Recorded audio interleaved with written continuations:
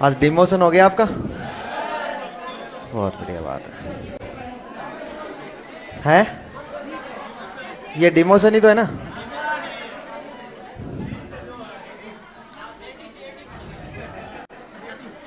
आज एडी से, एडी नहीं, जेडी से वापस डीडी, डीडी डिमोशन। आवाज तो सही आ रही है ना? सही सुन पा रहे हो ना?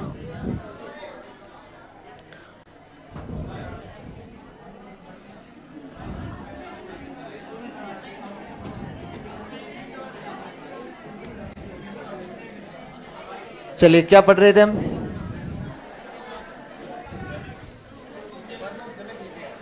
प्रमुख जनक लिख लिए थे। अच्छा, इसका मतलब है कि हमने एक यूनिट कंप्लीट कर ली थी। कौन सी? शिक्षा मनोविज्ञान का अर्थ, प्रकृति और क्षेत्र। शिक्षा मनोविज्ञान की पहली वाली यूनिट अपनी कंप्लीट है। पहली यूनिट कंप्लीट करने के बाद हम चलते हैं आगे, लेकिन उससे पहले थोड़ा बताओ देखिए मुझे, मनोविज्ञान का जनक, जननी कौन है? जनक ऑप्शन में नहीं है ये तो। Very good. आधुनिक मनोविज्ञान का जनक? प्रयोगात्मक का? अमेरिका में। किशोर मनोविज्ञान का? बाल अपराध मनोविज्ञान का? क्या जोर से नहीं बोला? हाँ, सीजर लाम्ब्रोसो। इसके बाद में शिक्षा मनोविज्ञान का? Very good. विश्लेषणवाद का? नव मनोविश्लेषणवाद का? संबंधन का? अनुबंधन का? एस टाइप का? आर टाइप का? अच्छा, संरचनावाद का? संरचनावाद का? प्रकार्यवाद का? है? संरचनावाद का कौन है? प्रकार्यवाद का? मनोविश्लेषणवाद का?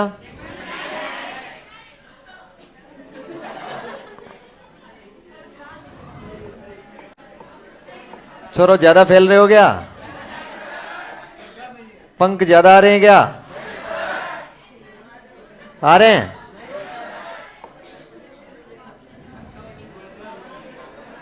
आप कैमरे की नजर में हैं, कृपया थोड़ा कम मुस्कुराइए। आगे टॉपिक लिखो, अधिगम। टॉपिक लिखो, अधिगम। प्रमुख जनक पूरे हो गए। व्यक्तिगत विभिन्नता का लिख लिया था, जब पूरे हो गए। उधर 6-7 हमने संप्रदाय लिखे थे, तो वो भी जनक में होंगे। अधिगम यानी क्या होता है? लर्निंग। और लर्निंग यानी क्या होता है? सीखना। क्या होता है? सीखना। अधिगम यानी लर्निंग, लर्निंग यानी, लेकिन सीखने से पहले आपको कुछ शब्दों को सीखना पड़ेगा। सीखने से पहले मनोविज्ञान में कुछ शब्दों को सीखना पड़ेगा, और कुछ शब्दों को आप लोग सीखेंगे तो मैं वो शब्द बताता हूं। जैसे आपको एक शब्द कौन सा है? एक शब्द है संज्ञान, जिन पर पूरा मनोविज्ञान टिका होगा। क्रिया, संक्रिया, प्रतिक्रिया, अनुक्रिया। अच्छा, एक शब्द आता है प्रेरक, लिखना नहीं है ना। एक उद्दीपक, एक आता है संबंधन,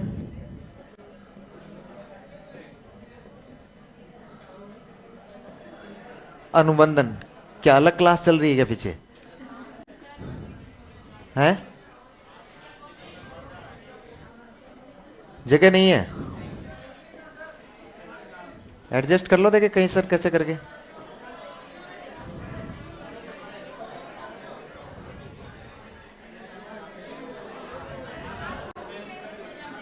है? नहीं, ऐसा कुछ भी नहीं है। इस पृथ्वी पर हम कितना भी प्रयास करेंगे तो भी आ ही जाएंगे कहीं ना कहीं से। वहां पीछे है क्या कोई अपना आदमी? थोड़ी देर उनको कहो कि हम ही सेट कर ले तो ठीक रहे, नहीं है छोरे सेट करेंगे फिर।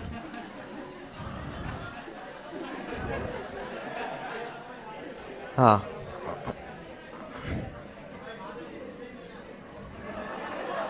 रुचि,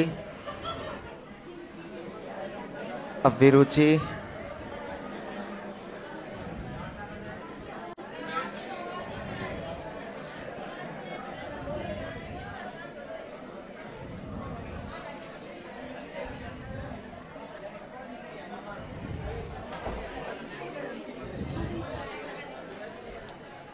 मुकेश कुछ नए स्टूडेंट आ रहे हैं, उनको व्यवस्थित करना है।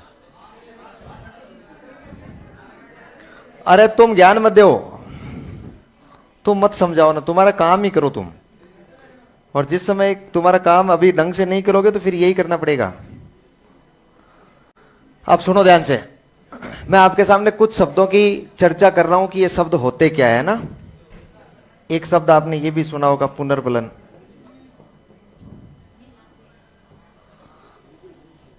अच्छा मुझे बताओ देखिए, ज्ञान क्या होता है? ज्ञान क्या होता है? जो अभी तक आप जो कुछ भी बकवास कर रहे थे ना, वो ज्ञान था। ज्ञान का कोई सेंस नहीं होता है। संज्ञान क्या होता है? मस्तिष्क में ज्ञान। क्रिया क्या होती है? क्रिया किसे बोलते हैं? कार्य को बोलते हैं। तो संक्रिया किसे बोलते हैं?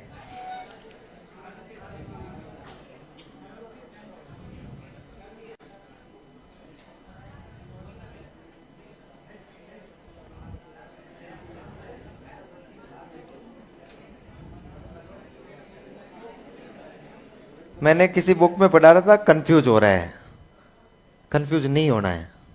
मैंने कल भी ये बात बताई थी, उस समय तो आप जागते रहते नहीं हो। संरचनावाद की स्थापना किसने की थी? किसने की थी? मैंने आपको संप्रदाय नहीं पढ़ाए हैं, मैंने आपको केवल ये बताया कि ये संप्रदाय है। क्योंकि आपके सिलेबस में संप्रदाय नाम का कोई बिंदु नहीं है। और मैंने आपको शायद ये भी बताया होगा कि संरचनावाद की वास्तव में औपचारिक स्थापना तो ईबी टिचनर ने की थी। टिचनर का नाम ओढ़ लिया था 1892 में, और बताया था मैंने, बताया था ना। मैंने ये बताया था कि संरचनावाद का प्रवर्तक कौन है, और प्रवर्तक है विलियम वुंट। और इसको अपनी भाषा में समझाने के लिए यह भी कहा था कि प्रमुख भोबाजी विलियम वुंट थे, ये वही थे ना। उसके बाद जो इनके असिस्टेंट थे उन्होंने औपचारिक रूप से स्थापना की थी। नहीं जाना है डिटेल से, देखिए पढ़ाने को मैं बिल्कुल पढ़ा सकता हूं। सन 1870 में विलियम जेम्स के प्रयासों से दर्शन शास्त्र से मनोविज्ञान अलग हुआ, इसलिए से मनोविज्ञान का जनक कहते हैं। ये कहीं भी किसी प्रकार का कोई प्रमाण नहीं कि 1870 में ही विलियम जेम्स ने मनोविज्ञान को अलग कर दिया था। कोई सेंस नहीं है कहीं का कोई सोर्स नहीं है, कहीं का कोई रिसोर्स नहीं है। और इसके अभाव में जो कुछ भी लिखा दिया जाता है ना, वो सही होता है। आपने जहां कहीं से भी पढ़ा है उसमें 1879 की जगह 1870 छप गया होगा, और वो अपने दिमाग में आ गया। देखो जैसे एक उदाहरण दूं मैं ये नहीं कहूंगा कि आपने सवाल गलत क्यों पूछे, आप क्या है कि थोड़ा ज्यादा डिटेल से जा रहे हो। सिलेबस में अपने टॉपिक नहीं था, यदि मैं मनोविज्ञान के संप्रदाय नहीं भी पढ़ाता था तो कोई भी कुछ फर्क नहीं पड़ने वाला था। लेकिन मैंने सोचा मुख्य तो अपने को ध्यान हो, भाई जनक लिखेंगे, जनक ही तो लिखे थे, बाकी तो मैंने एक एक बातें बताई थी उसमें, औपचारिक स्थापना नहीं बताई थी। नहीं, ग्रेड सेकंड में आओ ना, ग्रेड थर्ड पढ़ने के बाद, तो उसके बाद आओगे तो मैं आपको पूरा बताऊंगा इस संरचनावाद को कम से कम 2 घंटे तक। और फिर उसमें बताऊंगा कि 1892 में कार्नेल विश्वविद्यालय में जो ऊपर वाली बिल्डिंग थी उसके कमरा नंबर 3 में इसकी औपचारिक स्थापना की गई थी। समझ रहे? टिचनर भी था, कौन कौन चीफ गेस्ट थे, कौन और थे, सारी चीजें बताई जाएगी। तो अपने देखो कोचिंग का मतलब एक ही होता है कि कितना कम पढ़े, कितना ज्यादा पढ़े नहीं, सारी चीजें अपने को नहीं पढ़नी है। तो पहली बात तो आपने जो पूछा वो कंफ्यूजन था, वो ठीक बात है, लेकिन विलियम वुंट ही इसके प्रवर्तक रहे हैं। वास्तव में प्रवर्तक ही मैंने लिखवाए हैं। इसके बाद में औपचारिक स्थापना बहुत बाद की बातें हैं। वो मैं बताऊं आपको, देखो ऐसा जहां कहीं भी जिसका कोई सोर्स नहीं होता है, इसका कहीं सोर्स नहीं है कि 1870 में स्थापना की है, सोर्स नहीं होता है, वो चीजें लिखा दी जाती है। एक बार क्या हुआ कि मैं यही बैच को पढ़ा रहा था, अपने B3 वाला बैच यही चलता था, हाँ नहीं ऊपर बिग हॉल में, मैं बिग हॉल में उस बैच को पढ़ा रहा था। उस बैच में मैंने व्यक्तित्व के प्रकार बता रहा था कि पर्सनैलिटी के प्रकार कितने होते हैं। तो 10-12 मनोवैज्ञानिक बताने के बाद मैंने लास्ट में एक लिखवा दिया, मैंने कहा लिखो विजेश बाजिया के अनुसार 3 प्रकार के व्यक्ति होते हैं, लिखवा दिया। तो बात यही खत्म नहीं हुई है, फिर मैंने उसके 3 प्रकार बताए। मैंने कहा एक कपूर प्रकार के व्यक्ति होते हैं, कोयला प्रकार के होते हैं, एक हरी घास प्रकार के होते हैं। फिर उनकी विशेषताएं और लिखवा दी कि ये विशेषताएं होती है, 3 प्रकार के ही दुनिया में लोग पाए जाते हैं। कंप्लीट लिखा के मैं चला गया। लगभग 10 दिन पहले मेरे पास एक स्टूडेंट ने इंस्टाग्राम पे एक सवाल भेजा, एक पेपर भेजा, और स्टूडेंट ने ये लिख के भेजा कि सर देखो ये सवाल आ गया। एक बहुत नामी ग्रामी संस्थान ने अपना जो मॉडल पेपर बनाया, उस मॉडल पेपर में एक सवाल दे दिया कि निम्न में से कपूर, कोयला और हरी घास किस मनोवैज्ञानिक ने व्यक्तित्व के प्रकार बताए। ये तो तय है कि आप अच्छे संस्थान में नोट्स तो हर कोई मांगने का प्रयास करेगा कि कौन है, तो नोट्स वोट सबने मांगे होंगे। जो वहां पर जो पढ़ा रहे होंगे उन्होंने भी देखा होगा, तो उनको लगा कि यार ये कोई मनोवैज्ञानिक नया निकल गया है, क्योंकि मेरा नाम वाम कोई जानता नहीं था। उनको लगा ये बात ये ऑथेंटिक है, ये सवाल सही है, क्योंकि नया सवाल आया है। ये रियल कहानी है, ये रियल घटना। थोड़े दिनों में मुझे लगता है यदि मैं उसको 1-2 पेज में और लिखा दूं तो पूरे राजस्थान फेमस हो जाए, हर गाइड में देखने को मिले व्यक्तित्व का प्रकार विजेश बाजिया के अनुसार, ये व्यक्तित्व का प्रकार। अब उसका क्या सोर्स निकालोगे आप? उसको कौन चुनौती दे सकता है बताओ? उसको कोई गलत साबित कर सकता है क्या? कोई गलत साबित नहीं। गलत तो कौन सा साबित होता है? जब सही चीज और उसको गलत लिखा दिया जाए। जब चीज है ही नहीं, जिसके हाथ पांव ही नहीं है, उसको लिखा दिया जाए तो उसको कौन गलत साबित करेगा? इसलिए इस प्रकार की बातों पर बिल्कुल बल नहीं देना होता है ना। बाकी आपने सही लिखा है, विलियम वोंट ने प्रयोगशाला तो 1879 में बनाई और उसी समय मानी जाती है। ये कोई एक एग्जैक्ट ये नहीं था कि भाई कोई हेलीकॉप्टर उतरना है इस समय उतर गया, अब से मनोविज्ञान दर्शन शास्त्र से अलग, ऐसा नहीं है। मनोविज्ञान धीरे धीरे स्वतंत्र विषय के रूप में आया, लेकिन मनोविज्ञान को पहले स्वतंत्र विषय मान नहीं रहे थे हम। इसलिए नहीं मान रहे थे क्योंकि हमने उसमें प्रयोगशाला नहीं थी, हम प्रयोग नहीं कर पा रहे थे। फिर हम प्रयोग करने लग गए तो हमने उसको क्या कर लिया, दर्शन से अलग मान लिया। इसलिए कोई एग्जैक्ट डेट नहीं थी। मतलब किसी बच्चे का पैदा नहीं होना होता भाई इतनी बजे ये पैदा हो गया, समझ रहे? चलिए इन सवालों पर आइए। आपने क्रिया आप जानते ही है, संक्रिया, संक्रिया भी जानते हैं। प्रतिक्रिया ये तो जानते ही जानते हैं, क्या है? क्रिया के प्रति क्रिया। और अनुक्रिया क्रिया के, ये आगे क्रिया के आगे क्रिया, ये क्रिया के पीछे क्रिया। प्रेरक, प्रेरक ये क्रिया के साइड में। उद्दीपक,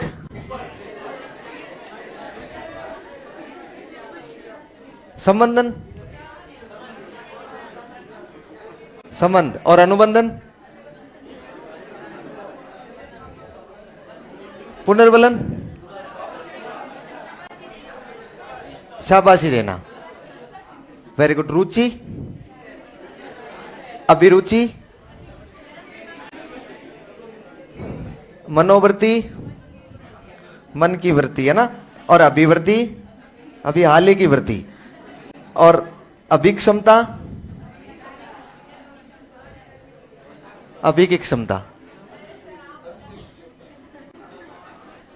अब सुनो मेरी बात ध्यान से, हम एक एक शब्द पर आते हैं।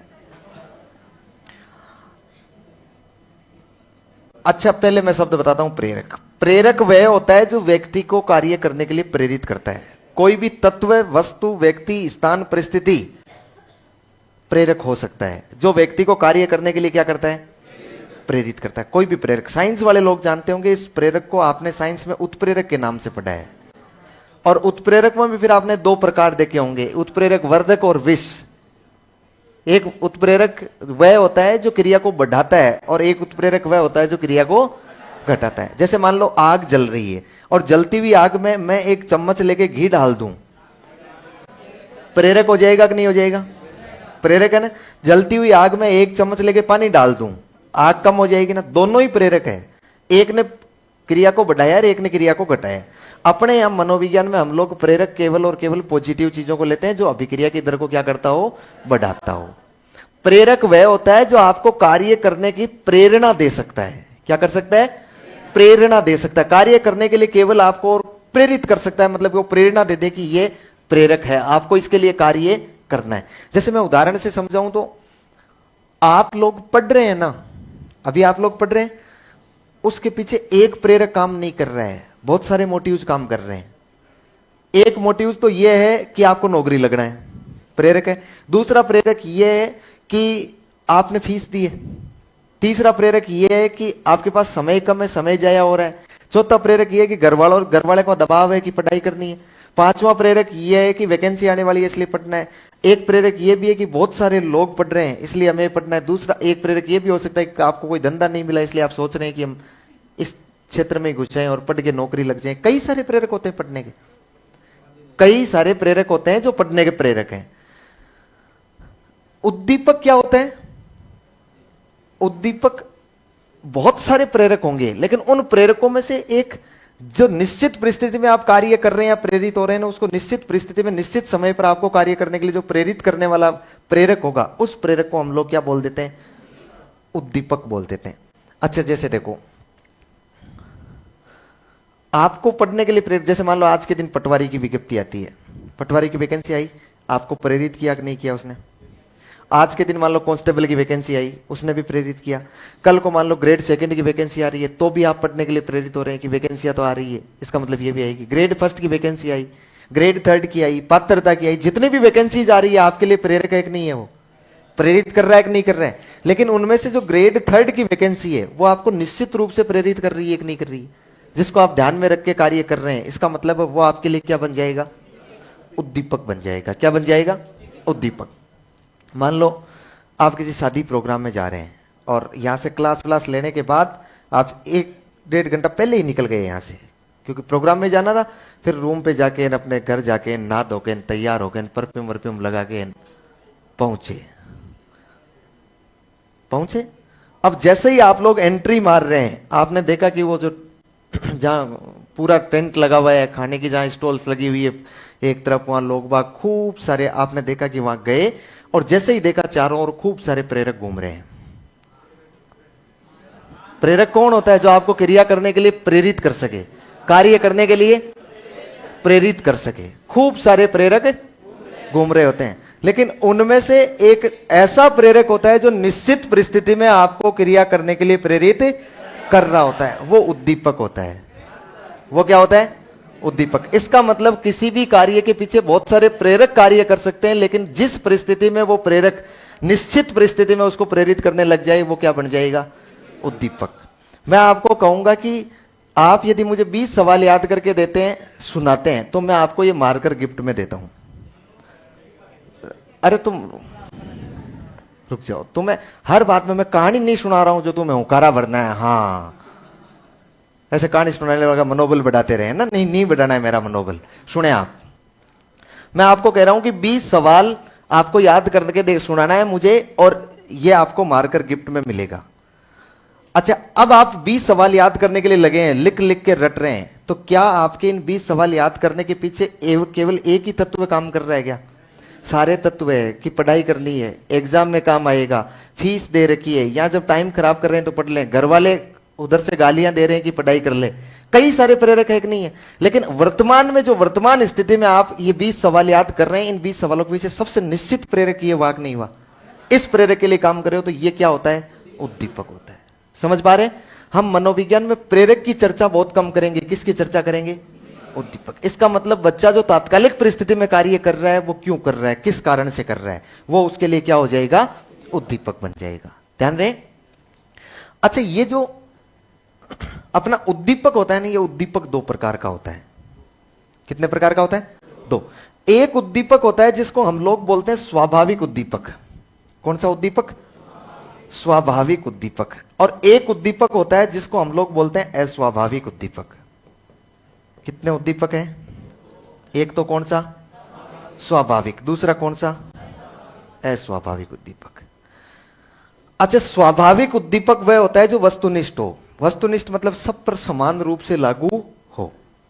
यदि मैं आपके लिए मान लो रसगुल्ले लेकर आता हूं, डाकियों की तरह मत करो, रुक जाओ, अभी तो लाया हूं ना यार।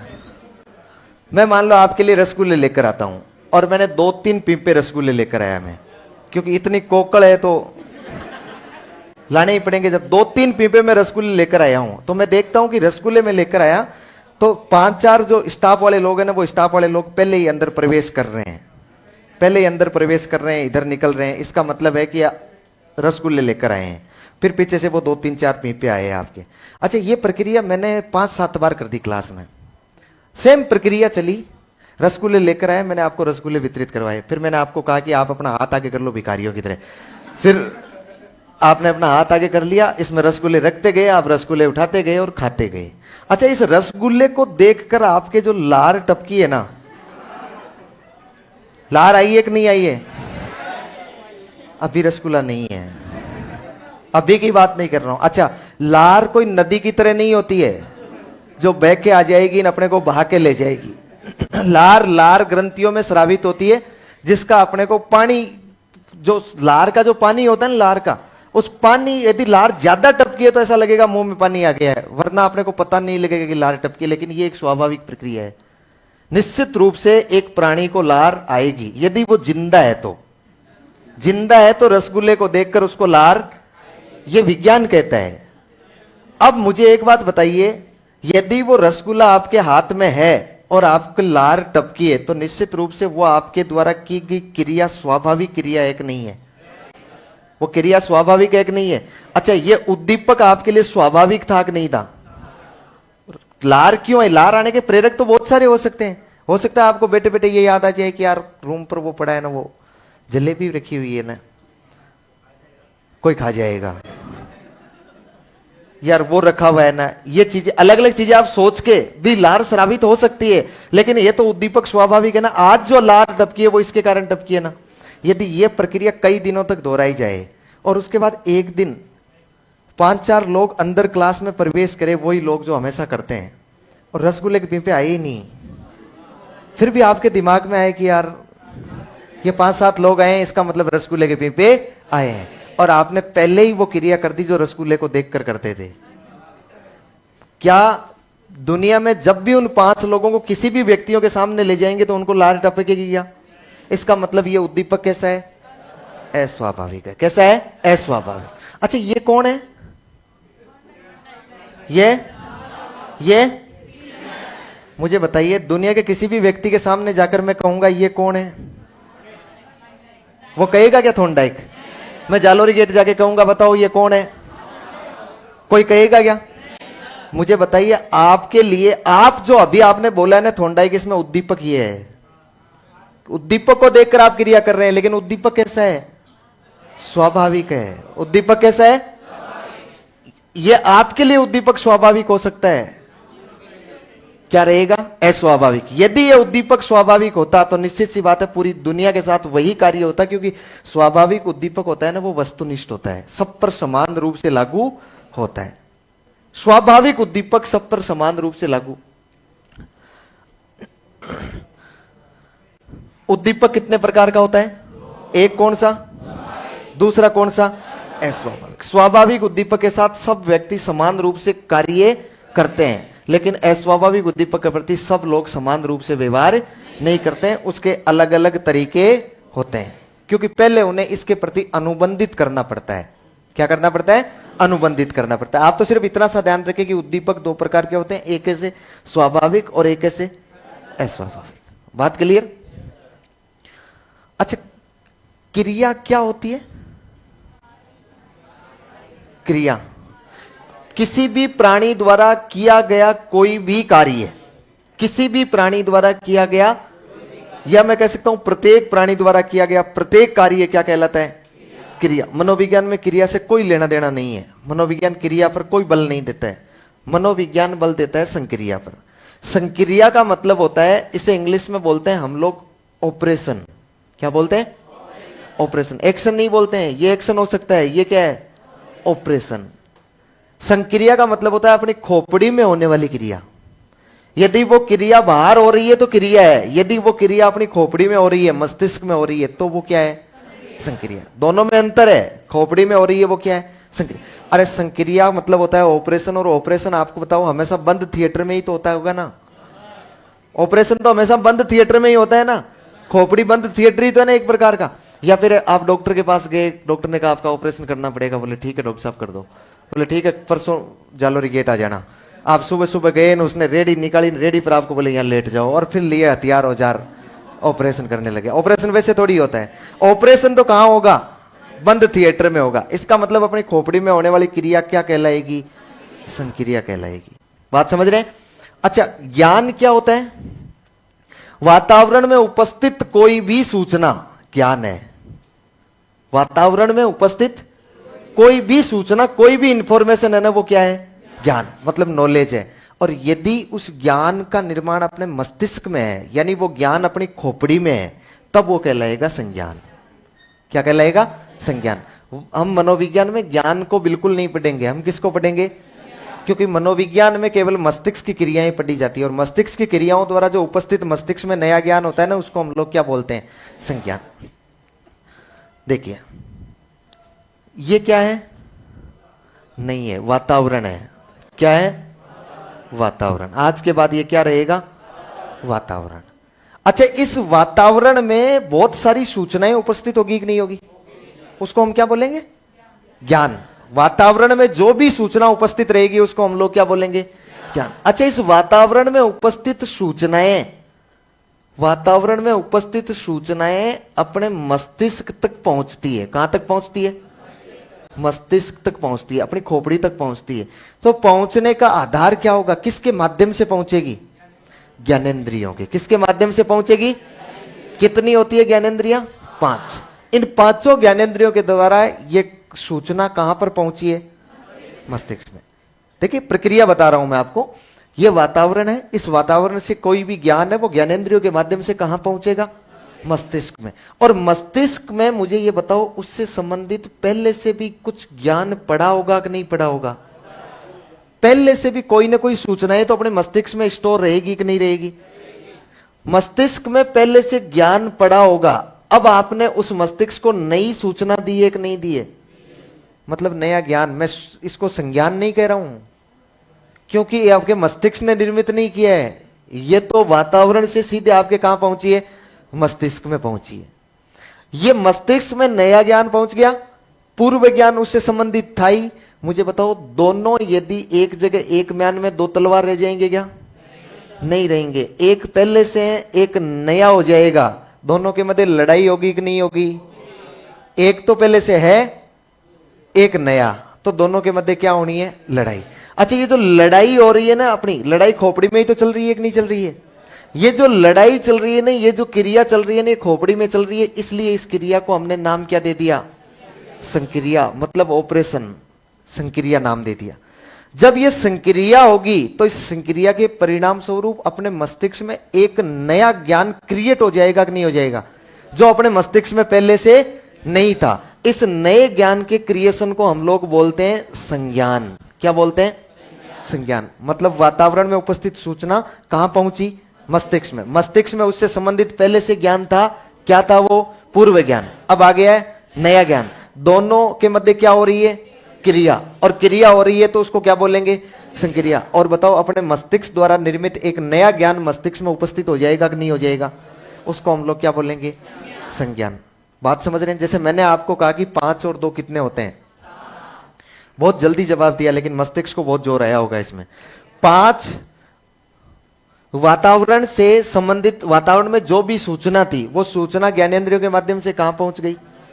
मस्तिष्क में। 5 और 2 ये सवाल वातावरण में था, आपकी ज्ञानेंद्रियों ने इसको कहां ले लिया?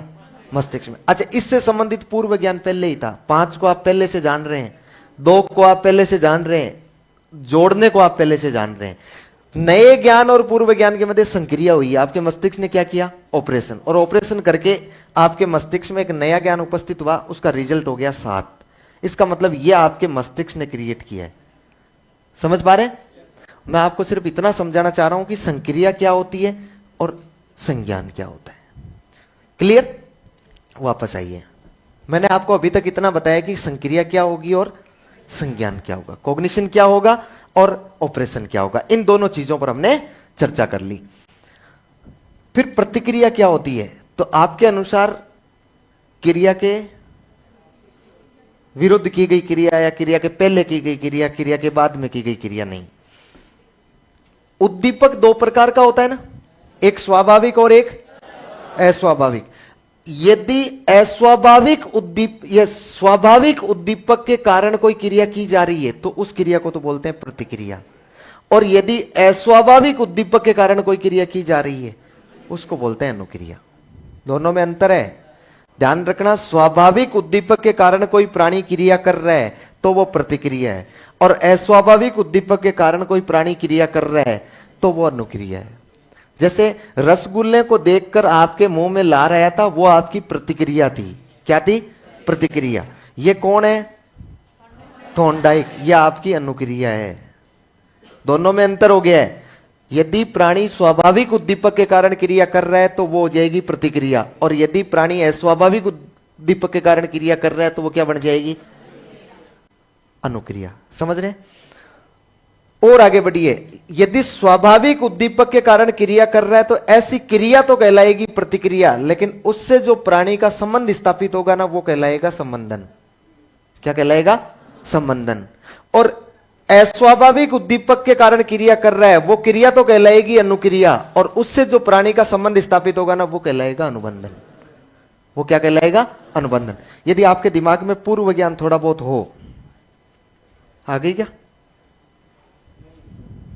नहीं ले लो, और ले लो थोड़ी सी। नहीं, मैं नींद की कह रहा हूं, समझ में तो आए कि नहीं है उसे मुझे क्या लेना देना है।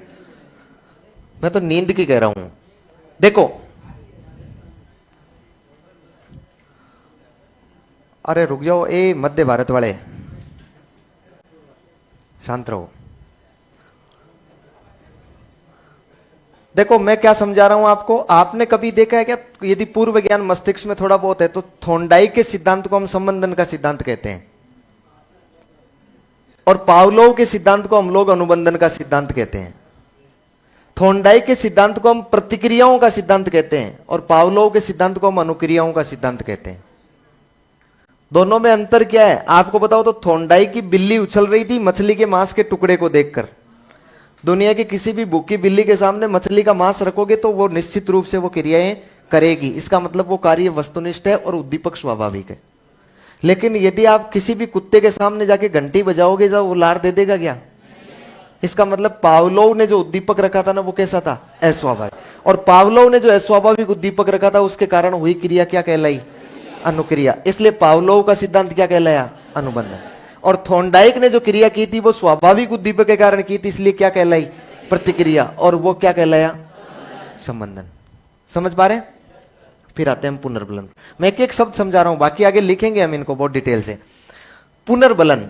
अच्छा, पुनर्बलन क्या होता है? शाबाशी, यही होता है? नहीं। ऐसा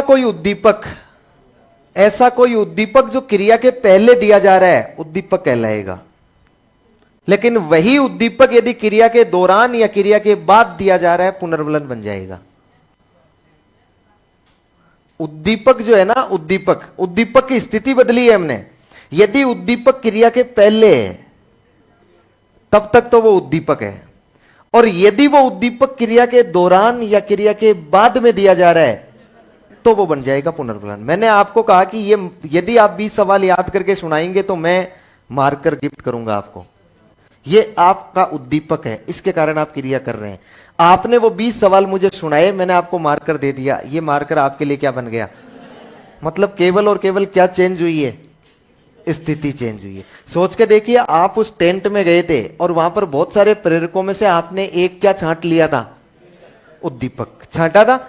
अब आप जो भी वहां क्रिया कर रहे हैं ना, चाहे भले गुलाब जामुन को 4 बार में तोड़कर खा रहे हैं, चाहे अपनी चाल ढाल को आपने बदल लिया है, जो भी क्रिया कर रहे हैं ना वहां, अच्छा जो भी एक्शंस कर रहे हैं ना वहां पर, अच्छा दोस्तों को कह रहे हैं, दोस्तों के सामने फेंक रहे हैं लंबी चौड़ी, वो क्रियाएं कर रहे हैं ना, वो क्रियाएं किससे प्रेरित होकर कर रहे हैं? उद्दीपक के कारण। किसके कारण? उद्दीपक से प्रेरित होकर कर रहे हैं। धीरे धीरे धीरे धीरे धीरे धीरे आपने उद्दीपक के प्रति इतनी क्रियाएं की कि कैसे न कैसे करके आपको उद्दीपक ने अपनी आईडी दे दी। अच्छा, उद्दीपक ने जैसे ही आपको आईडी दी, वो उद्दीपक आपके लिए क्या बन गया? पुनर्बलन, क्योंकि आपने जो क्रियाएं की है ना, उन क्रियाओं का परिणाम है। उन क्रियाओं का क्या है? परिणाम। समझ रहे हैं? अच्छा, दूसरी स्थिति भी हो सकती है, यदि क्रियाएं ज्यादा की और उद्दीपक ने चप्पल खोल के दे दनादन, दे दनादन, वो भी क्या है? पुनर्बलन। पुनर्बलन दो प्रकार का होता है, सकारात्मक भी होता है और नकारात्मक भी होता है। समझ पाए मेरी बात को? वो वस्तु एक ही है, वस्तु व्यक्ति स्थान एक ही है जो उद्दीपक है, बस केवल उसकी परिस्थिति बदली गई है। क्या बदली गई है? परिस्थिति बदली गई है। समझ पा रहे हैं? चलिए, ये हो गया पुनर्बलन। रुचि क्या होती है? नहीं, पड़ोसियों को बिल्कुल याद नहीं करना है, यहां रुचि की पूछ रहा हूं मैं। रुचि यानी इंटरेस्ट, इंटरेस्ट यानी रुचि। बस, बहुत बढ़िया। अच्छा, रुचि का मतलब होता है किसी कार्य, व्यक्ति, वस्तु, स्थान, परिस्थिति की पसंदगी। किसी की पसंदगी ही रुचि कहलाती है। आप कहते हैं कि यार मुझे सॉन्ग सुनना पसंद है, इसका मतलब सॉन्ग में आपकी क्या है? रुचि। आप कहते हैं यार मुझे घूमना पसंद है, इसका मतलब उसमें आपकी क्या है? रुचि। निश्चित सी बात हो गई कि रुचि किसी कार्य की पसंदगी होती है, और उस रुचि को हम लोग मनोविज्ञान में बोलते हैं अभिरुचि। इसलिए इसको रुचि शब्द काम में नहीं लेते हम लोग। क्या शब्द काम में ले रहे हैं? अभिरुचि शब्द काम में ले रहे हैं। किसी कार्य की पसंदगी क्या होती है? अभिरुचि होती है। मनोवृत्ति क्या होती है?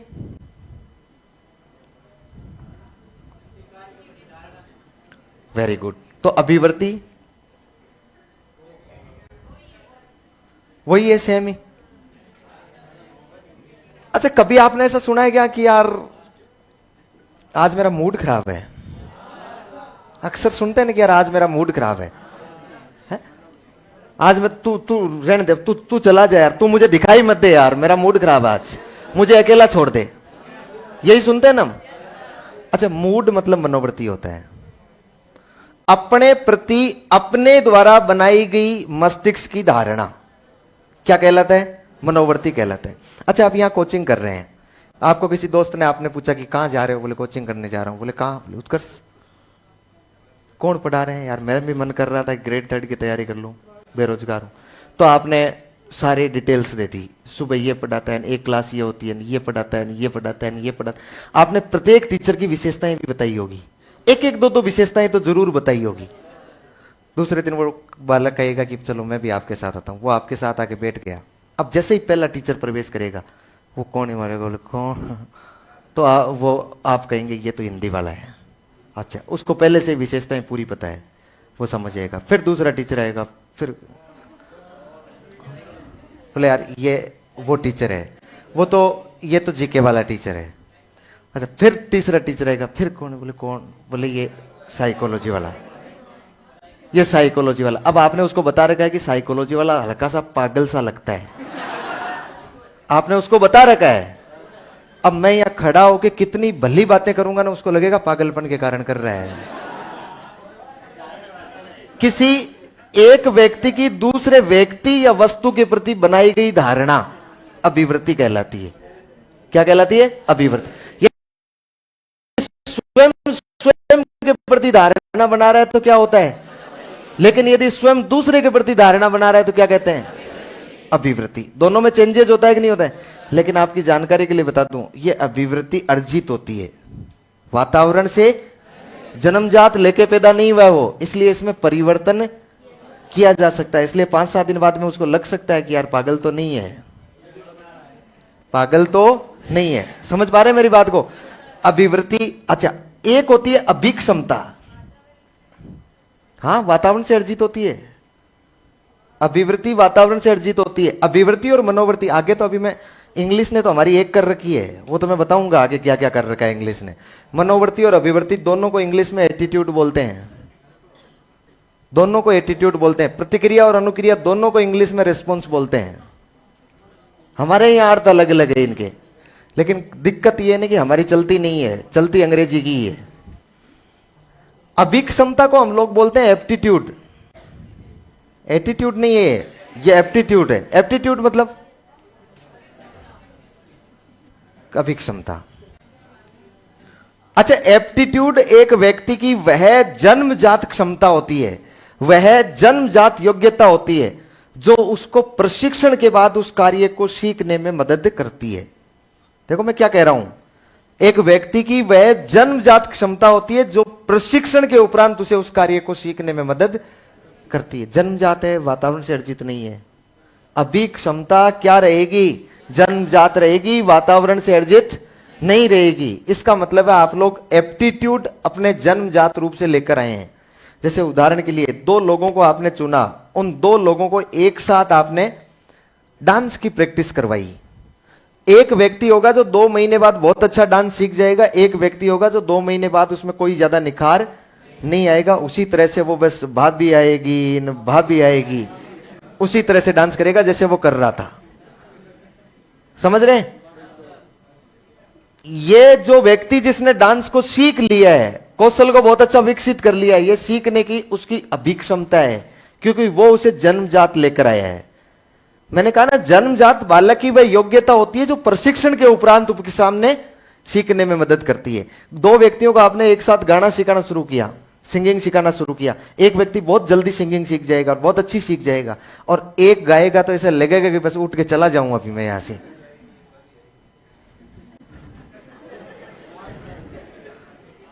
रुक जा यार, हो गई अभी क्षमता। अच्छा, मैंने मुख्य मुख्य शब्दों के आपको अर्थ समझाए। अब ताकि मैं बीच में चलते चलते ऐसे शब्द काम में लेऊंगा ना कि ये उद्दीपक है, नहीं ये प्रतिक्रिया है, नहीं ये अनुक्रिया है, तो आपके दिमाग में आ जाना चाहिए कि मैं कहना क्या चाह रहा हूं। ठीक है, अब आइए अपने वापस मेन टॉपिक जहां से हमने पढ़ना शुरू किया था। अच्छा बताओ, अधिगम यानी सीखना। अधिगम यानी लर्निंग होता है, लर्निंग यानी हम लोग क्या बोलते हैं? सीखना। सीखना यानी, मत जाओ वापस, मत जाओ, अब पीछे मत जाओ फ्लैशबैक में, आगे बढ़ो, नई बात बताओ। वेरी गुड, क्या बताया? व्यवहार में परिवर्तन, बहुत गजब की बात बताइए। अधिगम यानी लर्निंग, लर्निंग यानी सीखना, सीखना यानी व्यवहार में परिवर्तन। किस में परिवर्तन है? व्यवहार में परिवर्तन। व्यवहार में परिवर्तन अधिगम ही होता है। और सोच लो, देखें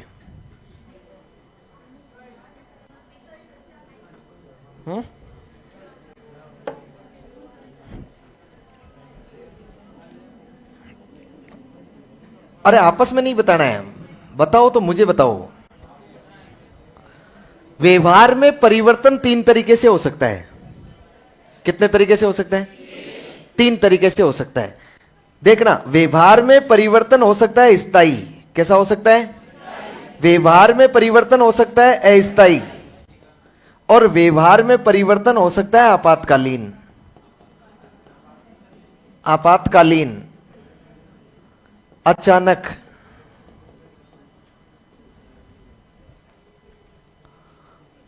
व्यवहार में स्थायी 3 प्रकार। लिखना कुछ भी नहीं है, अभी शांत रहिए, बिल्कुल लिखना नहीं है, मैं लिखवा दूंगा सारी चीजें।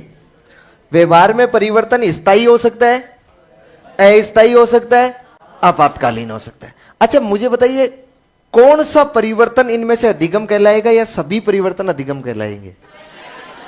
कौन सा परिवर्तन? स्थायी को लॉक कर दूं? चलिए, स्थायी मतलब होता है परमानेंट। स्थायी मतलब क्या होता है? परमानेंट। मतलब एक बार जो सीख लिया जाए वो क्या हो जाए? परमानेंट हो जाए, वो स्थायी परिवर्तन व्यवहार में। अच्छा, आपकी एग्जाम हो गई, आप नौकरी लग गई। अच्छा नौकरी लगे आप, जहां अपनी पोस्टिंग एक साथ ही थी लगभग, पहले से ही आप अच्छे स्टूडेंट रहे, इसलिए आपसे थोड़ी सी बातचीत भी हो गई, संबंध भी स्थापित हो गए, और आप नौकरी भी कर रहे हैं, कोई काम हो रहा है तो आप लोग याद भी कर रहे हैं, हम लोग ठीक ठाक निभा रहे हैं। चल रहा था, चलते चलते धीरे धीरे समय बीतता गया। आपकी एक एसीपी लगी, फिर दूसरी वाली लगी, फिर तीसरी वाली लगी, उसके बाद आप रिटायरमेंट हो गए। आप रिटायरमेंट हो गए तो, हाँ शादी में मैं आ गया था ना, प्रोग्राम में हो गई थी।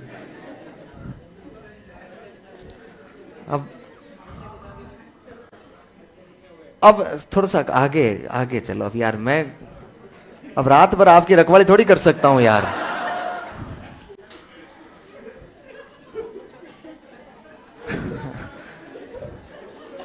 अब यार सवाल ही ऐसे ही पूछ रहे हैं कि बच्चे कितने हुए, बता मैं क्या करूं यार।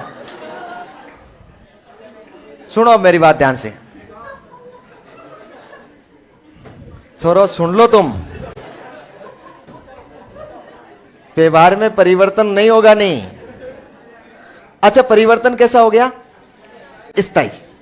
मैं कह रहा हूं कि आप रिटायरमेंट हो गए, रिटायरमेंट के 15-20 साल, 20 साल बाद में, रिटायरमेंट के 20 साल बाद में आपकी तबीयत ज्यादा खराब हो गई, तो मुझे यह समाचार मिला कि यार आपकी तबीयत ज्यादा खराब है, तो मुझे भी एक बार मिलके आ जाना चाहिए।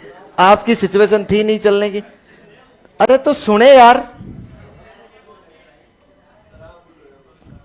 देखो मैं लिखवा जाऊंगा सीधा सीधा, फिर गड़बड़ हो जाएगी, फिर व्यवहार में परिवर्तन आएगा ही नहीं। अच्छा अब मैं उतर के कैसे न कैसे करके मैं गाड़ी से और आपके पास घर पहुंचा, और गाड़ी से उतर के एक व्यक्ति ने मुझे यहां से पकड़ रखा है, मैं ऐसे करते करते करते करते करते मैं आपके पास पहुंच गया। और पहुंच गए, अब आपने क्योंकि अब वो स्थितियां बची नहीं है, तो आपने ऑनलाइन ही प्रणाम कर लिया, बोले प्रणाम। मैंने कहा खुश रहो खुश रहो। अब ये तो क्या कहूं कि जिंदा रहो जिंदा रहो, अब सिचुएशन तो मुझे दिखाई दे रही है। तो मैं बैठ गया, बैठने के बाद मैंने आपसे पूछा, मैंने कहा क्या क्या हाल चाल है? तो यार ठीक ठाक था। तो आपने कहा बस अब खूब हो गया, वो दिन था कि मैं उत्कर्ष में आया, मेरे जीवन को संवारा मैंने, और नौकरी कर ली, मैंने सब कुछ प्राप्त कर लिया, आज सब कुछ है मेरे, और मैं ये चाहता हूं कि अब यदि मैं चला जाऊं तो ठीक रहे। अब मैंने कहा यार तब जो तू जा ही रहा है तो तू बता तो जा, ये कौन है? ये कौन है? ये कौन है? ये, अरे उस दिन बताओगे क्या? है उस दिन बताओगे क्या? नहीं बताओगे। आप तो कह रहे हैं व्यवहार में स्थायी परिवर्तन होता है सीखना। आपने कहा है कि व्यवहार में सीखना स्थायी परिवर्तन होता है, परमानेंट हो गया था क्या? नहीं हुआ। तो कौन सा होता है? अरे तीनों तो स्थायी तो हो ही नहीं रहा है ना, फिर तीनों कहां से आ जाएगा? अस्थायी तीनों होता है, मतलब जबरदस्ती तीनों गए। मैं कह रहा हूं स्थायी हो ही नहीं रहा है। स्थायी का तो मैंने उदाहरण दे दिया कि आपको सारी आज जो कुछ पढ़ रहे हो, मैं आपको उस दिन जाके कहूंगा बताओ ज्योग्राफी में, बता दोगे क्या आप? स्थायी तो नहीं माना। इसका मतलब कौन सा हो सकता है? अस्थायी परिवर्तन हो सकता है व्यवहार में। अच्छा सुनो, श्याम को मान लो क्या, अरे फिर तीनों ही हो सकता है। मैंने स्थायी को काट दिया है, स्थायी खत्म हो गया, अब स्थायी नहीं रहा है। अब मान लो मैं शाम को, अब आपका तो क्या उदाहरण दूं, मैं तो मेरा ही दूं। मैं मान लो शाम को 8 बजे तक मेरी क्लास थी और 8 बजे दुकान भी बंद होने वाली थी, इसलिए मैंने किसी को मैसेज कर दिया, मैंने कहा व्यवस्था कर लेना।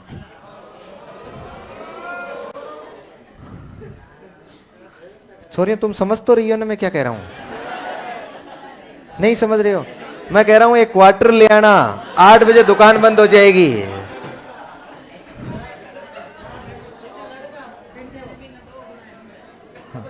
अब सुनो मेरी बात।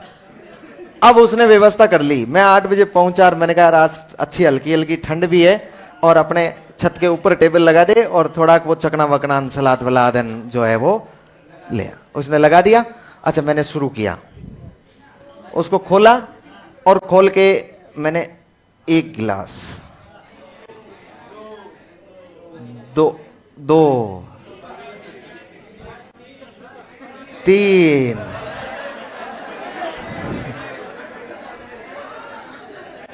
4। अरे आपको क्या लग रहा है मैं पानी मिला रहा हूं? पटियाला पैक नहीं ले रहा हूं। अब मैंने 4 पैक मारे और उसके बाद में थोड़ी और हल्की हल्की ठंड हवा चली और संवेदना हुई। क्या हुई? याद आया ना संवेदना, सनसनाटी संवेदना हुई। तो मैं फिर आया छत से उतर के नीचे और सामने आया गली में, और मैंने कहा रे गली वालों, ध्यान से सुनो, मनोविज्ञान, मनोविज्ञान का राजा, न केवल मनोविज्ञान का राजा, इस गली का राजा। अंदर जा, क्यों भाग रहा है? चल किसको, मैं गली का राजा हूं। और यदि किसी को मनोविज्ञान पढ़नी है, अभी आगे लाइन बना लो, मनोविज्ञान पढ़नी है वो आ जाओ। और कोई मुझे कह रहा है कि चलो, और इधर से पकड़ रहा है, बोले ठीक नहीं लगेगा उत्कर्ष। मैंने कहा क्या है, कुछ नहीं है, बस जो हूं मैं हूं। मेरे व्यवहार में परिवर्तन आया कि नहीं आया? आया। सुबह 4-5 बजे तक ही है ना, 5-4 बजे तक ही, उसके बाद वापस परिवर्तन खत्म। कैसा परिवर्तन आया? अस्थायी। अधिगम था क्या? तो मुझे बताओ, अधिगम था क्या? अच्छा, मैं पढ़ रहा था, पढ़ते पढ़ते मैंने खूब पढ़ा और खूब पढ़ा, फिर लेकिन नसीब ठीक नहीं थे और सिलेक्शन नहीं हुआ। मुझे खबर मिली कि सिलेक्शन नहीं हुआ, यहां से खिसक गया, स्क्रू ढीला हो गया। और ढीला हो गया तो फिर मैं घर से निकला, मार्केट में आराम से मस्ती से अपनी घूम रहा हूं, थोंडाइक, पावलो, स्किनर, कॉलर, चिंपांजी, सुल्तान। अच्छा, घर वाले मुझे पकड़ के ला रहे हैं जबरदस्ती में, स्क्रू ढीला हो गया। आपातकालीन, अचानक, किसी दुर्घटना की वजह से, किसी घटना की वजह से जो भी व्यवहार में परिवर्तन, मेरे व्यवहार में तो परिवर्तन आ रहा है कि नहीं आ रहा है? वो परिवर्तन आपातकालीन या अचानक कहलाएगा, लेकिन क्या वो परिवर्तन अधिगम है क्या? नहीं है, तीनों ही नहीं है।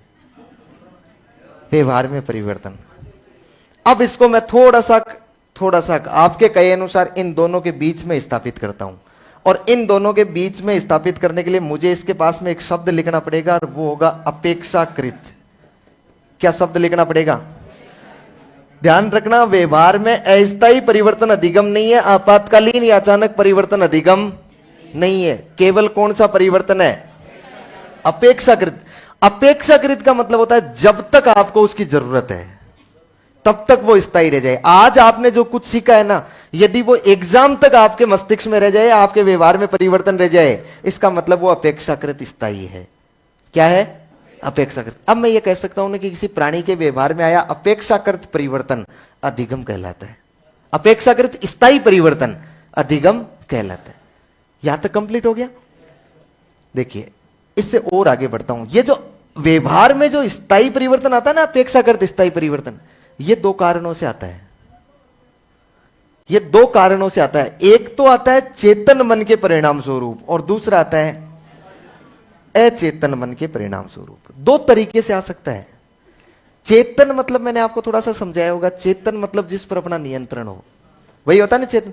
और अचेतन मतलब जिस पर हमारा नियंत्रण नहीं हो। आवाज ज्यादा है क्या? अरे हाँ, मैंने कहा चेतन मन, चेतन का मतलब है जिस पर हमारा नियंत्रण होता है, और अचेतन का मतलब क्या होता है? जिस पर हमारा नियंत्रण नहीं। यही तो बात है ना। अच्छा, जिस पर हमारा नियंत्रण होता है वो हम जानबूझ के कार्य कर सकते हैं कि नहीं कर सकते हैं? लेकिन अचेतन पर हमारा नियंत्रण नहीं है, क्या उस कार्य को हम जानबूझ के कर सकते हैं क्या? व्यवहार में परिवर्तन तो दोनों तरीके से आता है, चेतन भी आता है और अचेतन भी।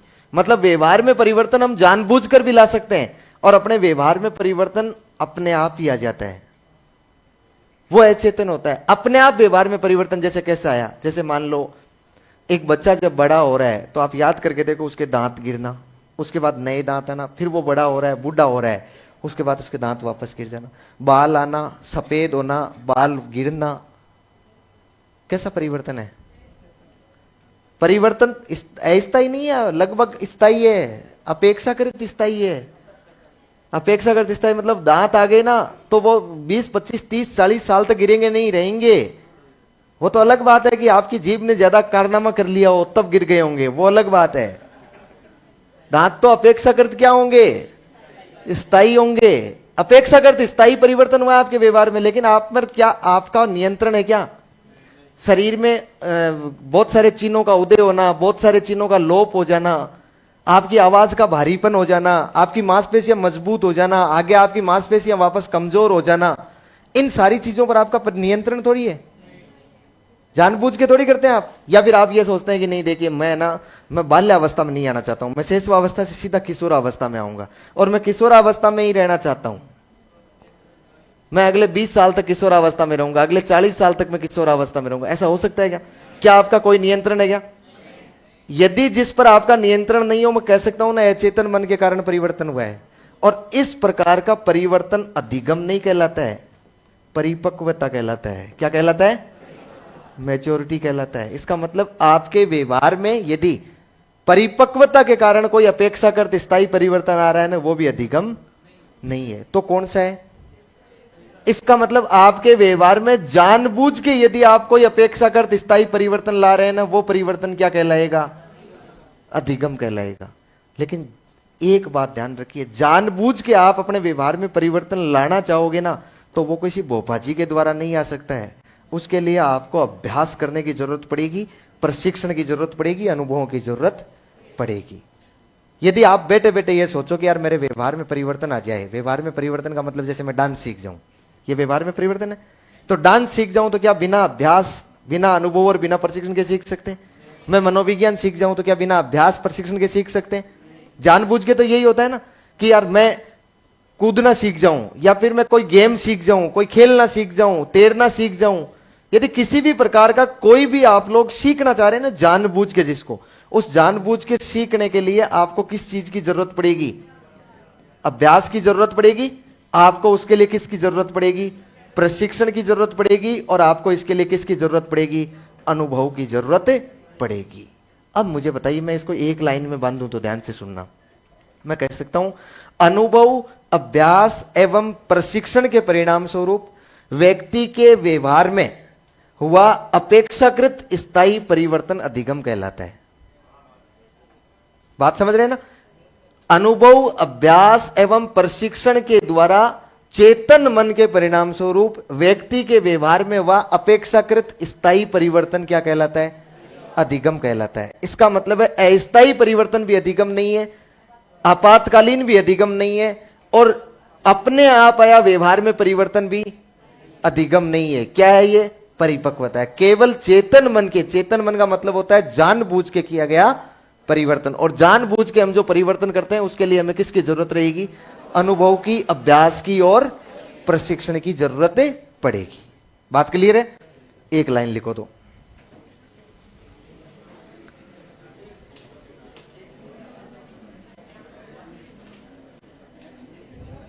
एक लाइन लिखो, देखिए इसमें लिखो अनुभव, अनुभव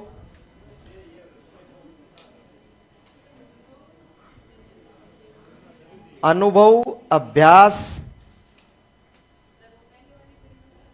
कौन सी?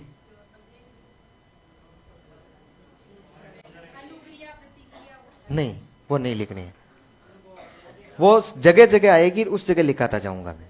वो अभी नहीं आनी। वो तो क्या है कि बीच बीच में से शब्द आएंगे, इसलिए आपको समझाने में काम आए, इसलिए लिखा है। देखो ये चीजें है ना, इन सब चीजों को हम अलग अलग लिखेंगे, सब चीजें अलग अलग जगह काम आएगी। जैसे पुनर्बलन को हम लोग 3 घंटे तक पढ़ेंगे, इस एक शब्द को, तो यहां परिभाषा लिखाने में कोई फायदा नहीं है। क्या लिखा है आपने? हेडिंग अधिगम लगा रखा है ना। देखो अनुभव, अभ्यास एवं प्रशिक्षण, अनुभव, अभ्यास एवं प्रशिक्षण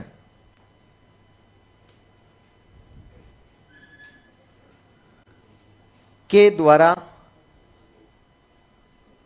अनुभव, अभ्यास एवं प्रशिक्षण के द्वारा व्यवहार में हुआ, अनुभव, अभ्यास एवं प्रशिक्षण के द्वारा व्यवहार में हुआ अपेक्षाकृत स्थायी परिवर्तन। लिख लो, तुम लिख लो, मैं बिल्कुल होश हवास में बोल रहा हूं। अनुभव, अभ्यास एवं प्रशिक्षण के द्वारा व्यवहार में हुआ अपेक्षाकृत स्थायी परिवर्तन, अपेक्षाकृत स्थायी परिवर्तन अधिगम कहलाता है।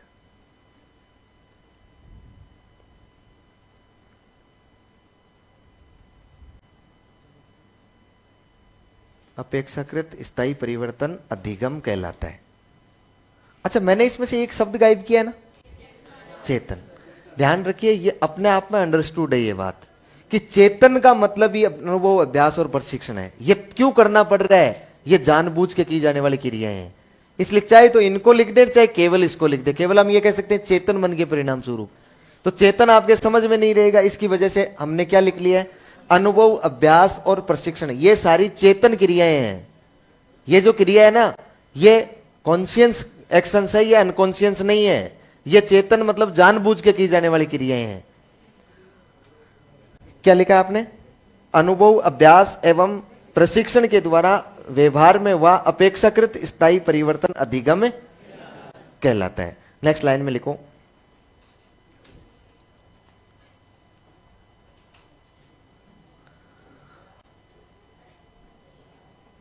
लिखो व्यवहार में अस्थायी, व्यवहार में अस्थायी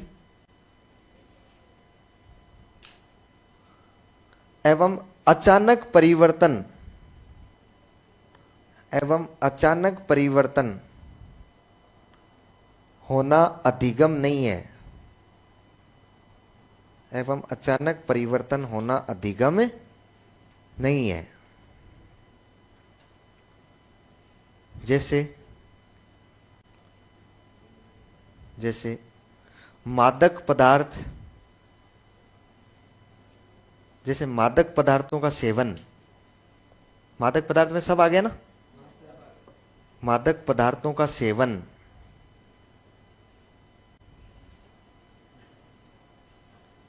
मादक पदार्थों का सेवन, कोमा लगा के लिखो,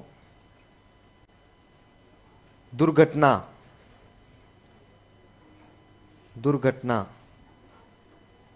बीमारी,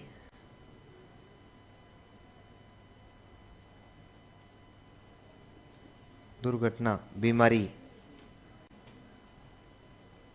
आदि के कारण, आदि के कारण परिवर्तन,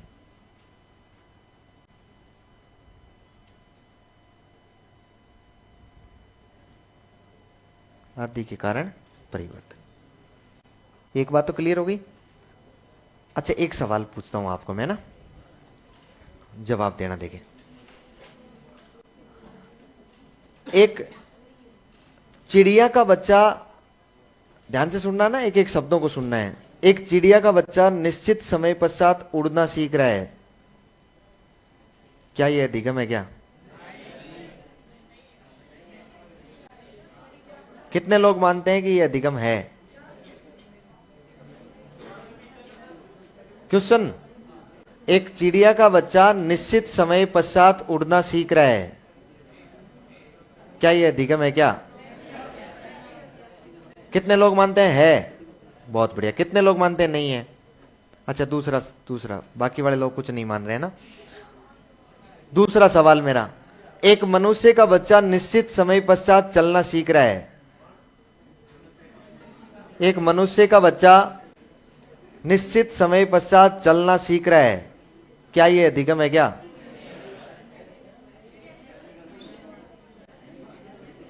कितने लोग मान रहे हैं? कितने मान रहे हैं नहीं है? अब देखो आपकी जानकारी के लिए बताऊं, ये दोनों ही परिपक्वता है,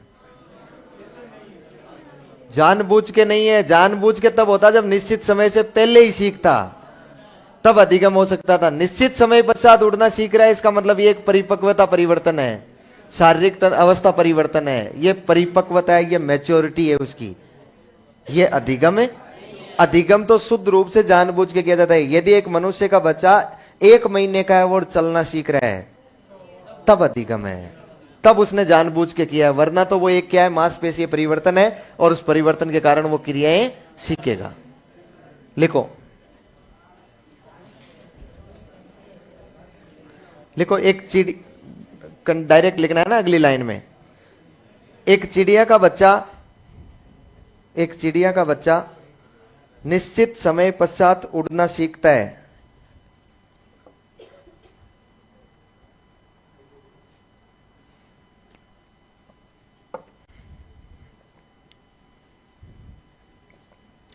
एक चिड़िया का बच्चा निश्चित समय पश्चात उड़ना सीखता है,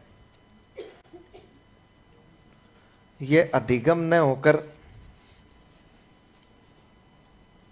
ये अधिगम न होकर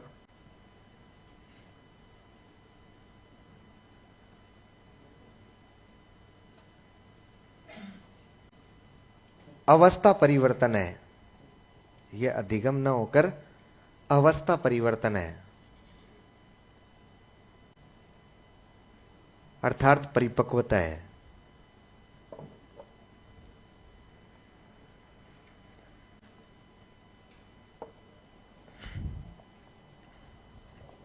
अर्थात परिपक्वता है। बात समझ गए ना?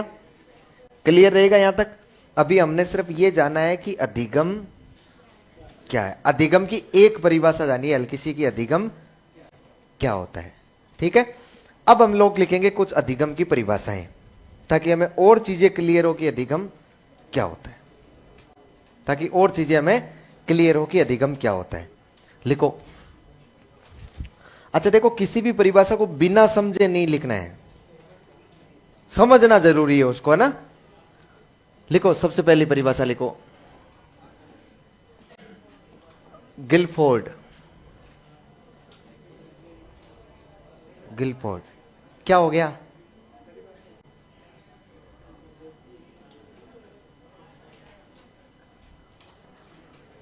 क्या हो गया रे? ऐसी बंद करवानी है, चालू करवानी है? करवा रहा हूं, बोल दिया मैंने, आ रहे हैं ना? अब इधर ध्यान दो। अच्छा, गिलफोर्ड में लिखो, व्यवहार के कारण, व्यवहार के कारण व्यवहार में परिवर्तन, व्यवहार के कारण व्यवहार में परिवर्तन अधिगम है। व्यवहार के कारण व्यवहार में परिवर्तन अधिगम है।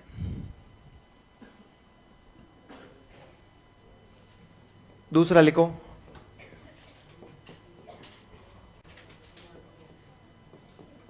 Crow and crow.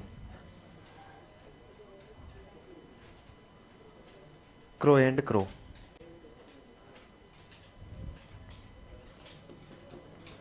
ज्ञान, आदतों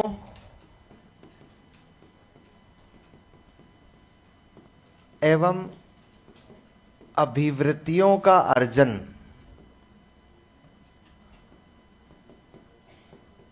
ज्ञान, आदतों एवं अभिवृत्तियों का अर्जन ही अधिगम है। ज्ञान, आदतों एवं अभिवृत्तियों का अर्जन ही अधिगम है।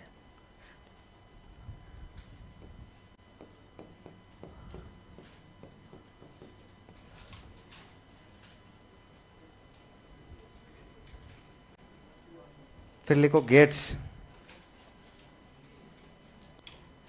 अच्छा, गेट्स अकेला नहीं है ना, इसके साथ तो और रहते हैं ना लोग, बहिर्मुखी व्यक्तित्व कथा। गेट्स एवं अन्य, अन्य मतलब इसने कभी भी जो कुछ भी कार्य किया ना, उसमें अपने दोस्तों को हमेशा साथ रखा, और इसने कहा कभी मैं दोस्तों को भूलूंगा नहीं। लेकिन दोस्त ज्यादा थे, इसलिए नाम नहीं लिख सकते हैं। तो गेट्स एवं अन्य लिखो। अनुभव, तुम साथ साथ याद मत करो, याद घर जाके कर लेना। तुम क्या बोल बोल के याद करते हो ना? अनुभव, अभ्यास एवं प्रशिक्षण के द्वारा सीखना। अनुभव, अभ्यास एवं प्रशिक्षण के द्वारा सीखना अधिगम है।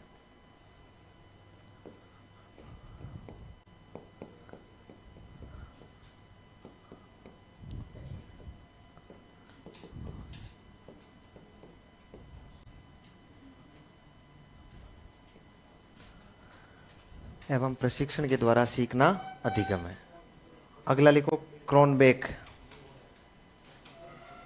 क्रोनबेक, क्रोनबेक में लिखो,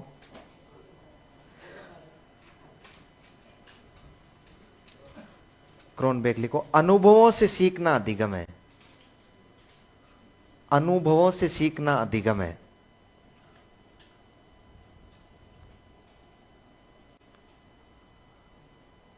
अनुभवों से सीखना अधिगम है।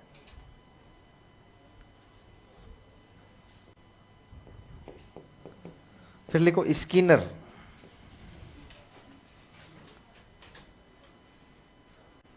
स्किनर लिखो व्यवहार में, स्किनर में लिखो व्यवहार में उत्तरोत्तर सामंजस्य। व्यवहार में उत्तरोत्तर सामंजस्य की प्रक्रिया।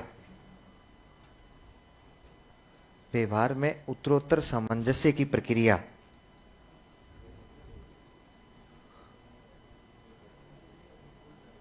व्यवहार में उत्तरोत्तर सामंजस्य की प्रक्रिया ही अधिगम है।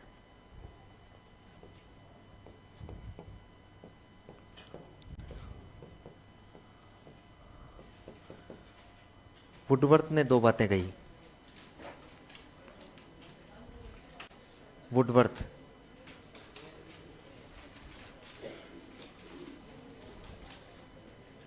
नंबर 1 लिखो, सीखना विकास की प्रक्रिया है। नंबर 1 लिखो, सीखना विकास की प्रक्रिया है।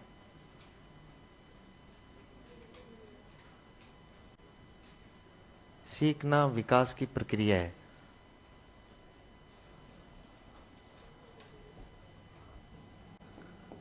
नंबर 2 लिखो, नंबर 1 लिखना है सीखना विकास की प्रक्रिया है। नंबर 2 लिखना है, लिखो मस्तिष्क द्वारा नवीन ज्ञान या सूचना को, मस्तिष्क द्वारा नवीन ज्ञान या सूचना को, मस्तिष्क द्वारा नवीन ज्ञान या सूचना को धारण करना ही अधिगम है। धारण करना ही अधिगम है।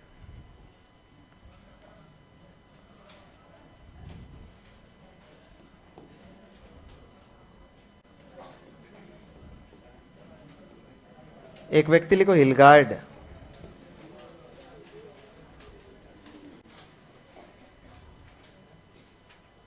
हिलगार्ड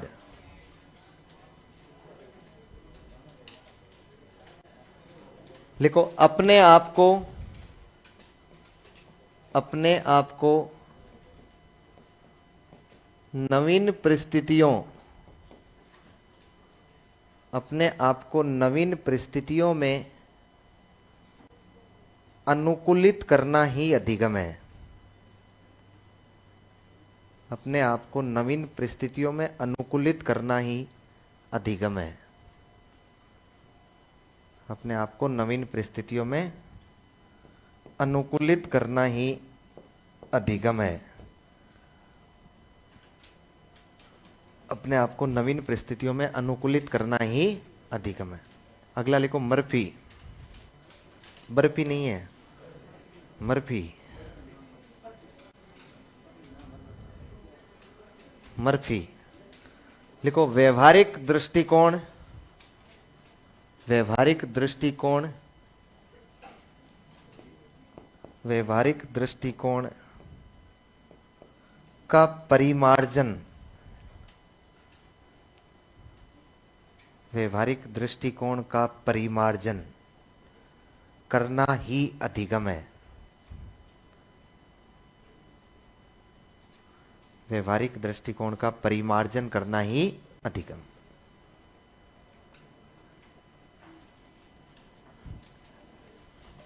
हो गए? देखो अथाह परिभाषाएं, कोई कमी नहीं है, लेकिन मुख्य मुख्य हमने ध्यान रखनी है। एक तो किसने दिए, थोड़ा समझते हैं अभी इनको, है ना। देखो एक तो किसने दिए, गिलफोर्ड तो क्या कहते हैं, परिवर्तन ही अधिगम है। क्रो एंड क्रो क्या कहते हैं, अच्छा, ये गिलपोर्ट वाली तो समझ में आ गई ना? बस ठीक है, तो फिर मैं ये समझा देता हूं। ये ज्ञान का मतलब ज्ञान एक वचन नहीं है, बहुवचन है। यहां एक एक चीज को समझना है ध्यान से। जैसे गिलपोर्ट की समझिए, वैसे ही किसकी समझनी है? Crow and crow. ज्ञान का वचन मतलब एक वचन नहीं है, ज्ञान क्या है? बहुवचन है। ज्ञान क्या है? बहुवचन। आदत मतलब एक आदत नहीं है, एक हैबिट नहीं है, बहुत सारी आदतें हैं। अभिवृत्ति मतलब एटीट्यूड, एक एटीट्यूड नहीं है, अलग अलग बहुत सारे एटीट्यूड, बहुत सारे दृष्टिकोण आपने धारित किए हैं। यदि ज्ञान, आदत और अभिवृत्ति आपने अर्जित कर ली, अर्जित करने का मतलब क्या होता है? ग्रहण करना। अर्जित करने का मतलब वातावरण से आपने क्या कर लिए? अर्जित कर लिए, तो वो क्या बन गया है? अधिगम। इसकी परिभाषा इंपॉर्टेंट है, गिलपोर्ट की भी परिभाषा बहुत इंपॉर्टेंट है, बहुत ज्यादा पूछी जाती है। क्रो एंड क्रो की परिभाषा भी बहुत ज्यादा पूछी जाती है। इनकी परिभाषाएं तोड़ मरोड़ कर भी पूछी जाती है। जैसे क्रो एंड क्रो की परिभाषा ऐसे पूछी जाती है, निम्न में से कौन सा क्रो एंड क्रो के अनुसार अधिगम नहीं है? ऑप्शन ए में दिया जाएगा ज्ञान, बी में आदत और सी में अभिवृत्ति, और डी में दिया जाएगा अभिरुचि। तो क्या बन जाएगा? अभिरुचि। समझ पा रहे हैं? ज्ञान, आदत और अभिवृत्तियों का अर्जन कर लेना ही क्या है? अधिगम होता है। गेट से ने क्या कहते हैं? अनुभवों से सीखना। बस सीधी तीनों चीजों से। गेट्स कह रहा है अनुभव, अभ्यास और प्रशिक्षण से सीखना। ये तो कोई बड़ी बात नहीं है, ये तो हम सीख के आए कि अनुभव, अभ्यास और प्रशिक्षण तीनों चीजों की। लेकिन क्रोनबेक तो अकेला ही बता रहे हैं, केवल किससे सीख जाना है? अनुभव से सीख जाना है। केवल अनुभव से सीख जाना ही क्या है? अधिगम है। स्किनर क्या कह रहे हैं? उत्तरोत्तर सामंजस्य मतलब समझ गए ना?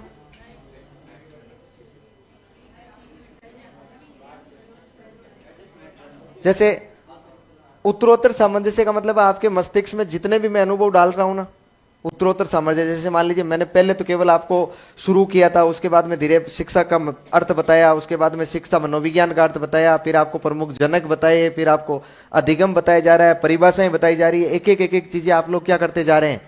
सामंजस्य। क्योंकि नई चीज दिमाग में आएगी तो टकराएगी, और यदि उनके मध्य नई चीज को आपने एडजस्ट कर लिया है, सामंजस्य स्थापित कर लिया, तो निश्चित सी बात है कि आप उसको सीख गए। तो उत्तरोत्तर सामंजस्य स्थापित कर लिया। सामंजस्य मतलब होता है एडजस्टमेंट, मतलब समायोजन, और उत्तरोत्तर मतलब एक के बाद एक, लगातार। वुडवर्थ क्या कहते हैं? वुडवर्थ कहता है सीखना विकास की प्रक्रिया। मतलब सीखने से क्या होता है? विकास होता है। और कहीं ना कहीं बात सही भी है। सीखने से क्या होगा? व्यक्ति का विकास। क्योंकि सीखने से व्यक्ति का विकास मतलब शिक्षा मिलेगी, और शिक्षा मिल रही है तो निश्चित सी बात है उसका सर्वांगीण विकास है। तो सीखने से विकास होगा। नवीन ज्ञान, नवीन ज्ञान मतलब वातावरण से कोई भी नया ज्ञान आया है, जगाओ। अरे जगाओ, जो सो रहे हैं उनको, पड़ोसियों को कह रहा हूं।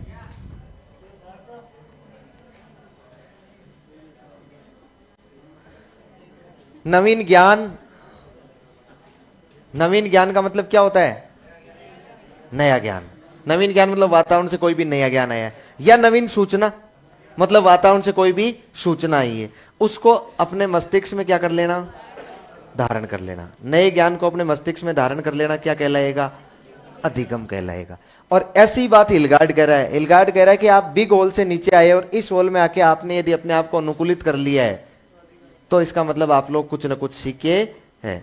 और यदि वहां से आके आपने अनुकूलित नहीं किया है, आप अभी भी वही शिकायत कर रहे हैं, पंखा चलाओ, ऐसी चलाओ, ये करो, वो करो, या ठीक नहीं है, या नहीं पढ़ेंगे, तो इसका मतलब है आपने अधिगम नहीं किया है। कुछ ना कुछ सीखना ही अपने आप में क्या होता है? अधिगम होता है। और मर्फी क्या कहता है? परिमार्जन मतलब है व्यवहार का चेंजेज आना, व्यवहार का शुद्धिकरण करना। व्यवहारिक दृष्टिकोण का मतलब क्या है? व्यवहार। इसका मतलब आपका जो आज जो व्यवहार था ना, उसमें कुछ न कुछ परिमार्जन तो निश्चित रूप से आया होगा जब आपने इतनी नई चीजें सीखी होगी। तो ये अपने अपने तरीके से बताते हैं।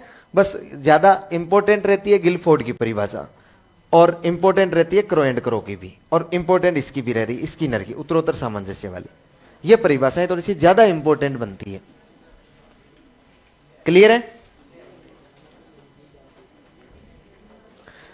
गिलफोर्ड क्या कहते हैं? व्यवहार के कारण व्यवहार में परिवर्तन। मतलब हो गया पूरा? चलो, तो ये परिभाषाएं अपनी कंप्लीट हो गई।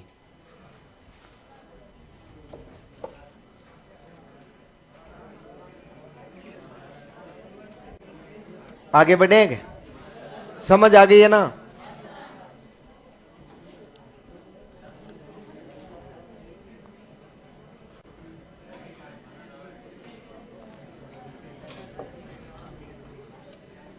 समझ आ रही है क्या?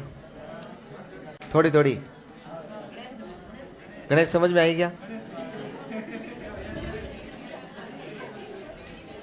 हैं? आ गई? बता तो, गिलफोर्ड क्या कहता है? व्यवहार। और क्रो एंड क्रो क्या कहता है?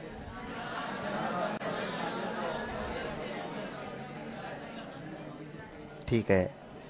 अच्छा चलो एक बार बताओ दोबारा से, मर्फी क्या कहते हैं? व्यवहारिक दृष्टिकोण में परिमार्जन। किस में परिमार्जन है? व्यवहारिक दृष्टिकोण में परिमार्जन करना, इसका मतलब व्यवहार को शुद्ध करना, व्यवहार को परिवर्तित करना। अब व्यवहारिक दृष्टिकोण में परिवर्तन कहता नहीं है केवल, तो थोड़ा सा ठीक नहीं लगता, क्योंकि परिवर्तन नकारात्मक भी जा सकता है। तो इसने क्या कह दिया? परिमार्जन कह दिया। फिर हिलगार्ड महोदय क्या कहते हैं? अपने आप को नवीन परिस्थितियों में ढालना, अनुकूलित करना। ढालना शब्द भी लिखा जा सकता है, अनुकूलित भी लिखा जा सकता है। अपने आप को नवीन परिस्थितियों में ढाल रहे हैं, इसका मतलब आप कुछ न कुछ विचारों पर क्या कर रहे हैं? सहमति जता रहे हैं। और सहमति जता रहे हैं तो आपने कुछ न कुछ सामंजस्य जरूर किया होगा। फिर उसके बाद में वुडवर्थ क्या कहते हैं? सीखना विकास की प्रक्रिया है। सीखना किसकी प्रक्रिया है? विकास। अच्छा, वुडवर्थ मानता है कि सीखना मतलब विकास है, डेवलपमेंट है। और वुडवर्थ एक बात और क्या कहता है? नवीन ज्ञान या नवीन सूचना को धारण करना ही क्या होता है? अधिगम होता है। कोई भी नया ज्ञान है, उस नवीन सूचना है, उसको हमने मस्तिष्क ने धारित कर लिया, इसका मतलब सीख लिया। मस्तिष्क ने धारित किया, चाहे उसको भले रट कर सीखा हो, चाहे समझ कर सीखा हो। धारित करने का मतलब है उसको सीख लेना। इसके बाद में स्किनर हो गया। अच्छा, स्किनर कह रहा है उत्तरोत्तर सामंजस्य। स्किनर कह रहा है लगातार क्या होता जाता है? एक के बाद एक सामंजस्य स्थापित हो जाता है। क्रोनबेक अनुभवों से सीखना। देखो मैं वापस पूछूंगा, ये ढंग से समझ लेना, ये बहुत इंपॉर्टेंट चीजें हैं, यही तो अधिगम है। मैं वापस पूछूंगा इसका मतलब क्या है, इसका मतलब क्या है। फिर उत्तरोत्तर सामंजस्य मतलब एक के बाद एक सामंजस्य स्थापित करते जाना, मतलब एक के बाद एक नई चीज सीखते जाना। और क्रोनबेक क्या कहता है? अनुभवों से सीखना। केवल किससे सीख लेना? एक्सपीरियंस। ये केवल एक्सपीरियंस में इसने अभ्यास और प्रशिक्षण को सम्मिलित कर दिया है, क्योंकि अभ्यास और प्रशिक्षण से ही एक्सपीरियंस लिए जा सकते हैं। फिर गेट्स तो अपना पूरा ही कह रहा है। गेट्स कह रहा है अनुभव, अभ्यास और प्रशिक्षण, तीनों चीजों द्वारा जो भी सीखा जाता है वो क्या कहलाता है? अधिगम। फिर क्रो एंड क्रो तो बहुत ही महत्वपूर्ण बात है। वो क्या कहता है? ज्ञान, आदतों और अभिवृत्तियों। ज्ञान का मतलब तो कोई भी नॉलेज या कोई भी सूचना, कोई भी जानकारी। और आदत मतलब कोई भी किसी नए काम को सीखना, किसी नए काम को सीखना। और अभिवृत्ति मतलब होता है किसी भी नए दृष्टिकोण को धारित करना अपने मस्तिष्क में। नया दृष्टिकोण तभी आएगा जब आप कुछ सीखेंगे, इसके बिना नया दृष्टिकोण नहीं आएगा। किसी को आप पढ़ेंगे, किसी के बारे में आप जानेंगे, तभी नया दृष्टिकोण आएगा। हमने यदि मान लो ओशो को नहीं पढ़ रखा है, हम ओशो को बहुत ज्यादा पढ़ने लग जाए तो हमारा दृष्टिकोण उसके प्रति क्या हो जाएगा? बदल जाएगा। हमने एक दृष्टिकोण हासिल कर लिया है। अच्छा, आप यहां आने से पहले एनसीईआरटी को बिल्कुल नहीं जा रहे थे, आपने एनसीईआरटी को जाना तो उसके प्रति एक दृष्टिकोण बन गया आपका।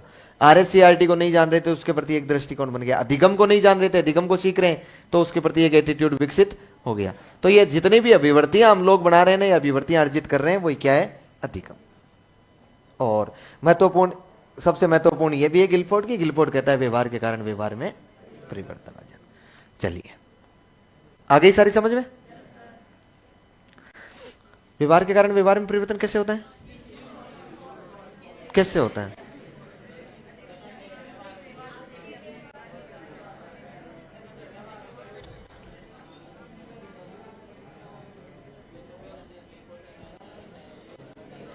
किसी के व्यवहार को देखकर है? आप कह रहे हो ना, समझ में आ गई हमें।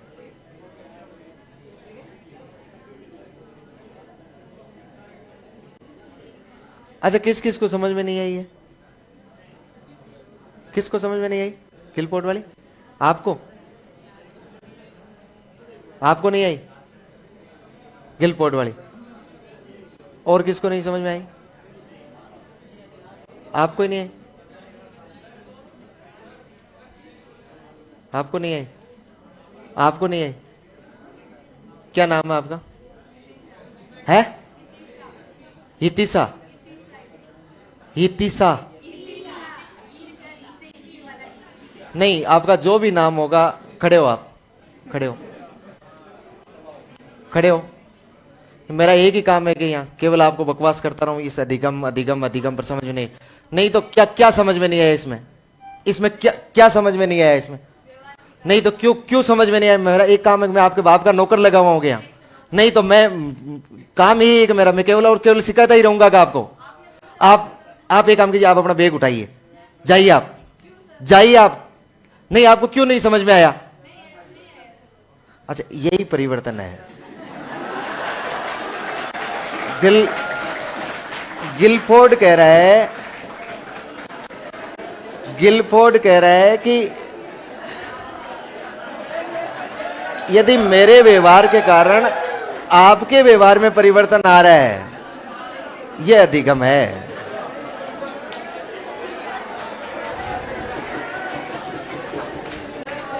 अरे अरे शांत हो जाओ, ए शांत हो। इतना समझ में आ गया ना? नहीं आया समझ में?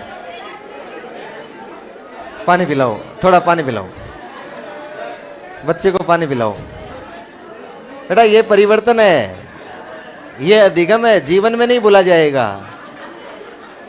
ये गिलफोर्ड अपने को यही समझाना चाह रहा है कि एक व्यक्ति के व्यवहार के कारण या स्वयं के, ठीक है, सुरक्षित है, सुरक्षित है। हाँ, ये चलो आगे, चलो आगे बढ़ो।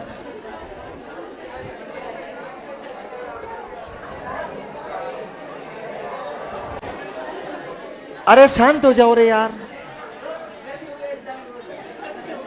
शांत हो जाओ यार, शांत हो जाओ। ये अपने को ये समझाना चाह रहा है गिलफोर्ड। गिलफोर्ड कह रहा है कि एक व्यक्ति के व्यवहार के कारण यदि दूसरे के व्यवहार में परिवर्तन आ रहा हो ना, तो ये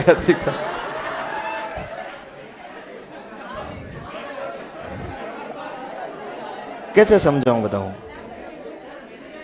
हैं? छोरी, छोरी बहुत मजबूत थी, छोरी बराबर लड़ती रही। मुझे लगता कहीं रोने नहीं लग जाए।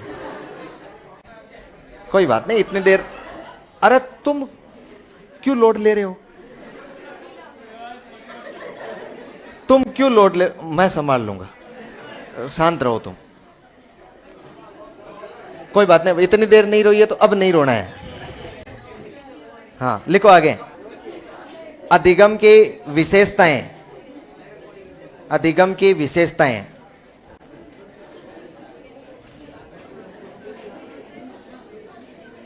अधिगम की विशेषताएं।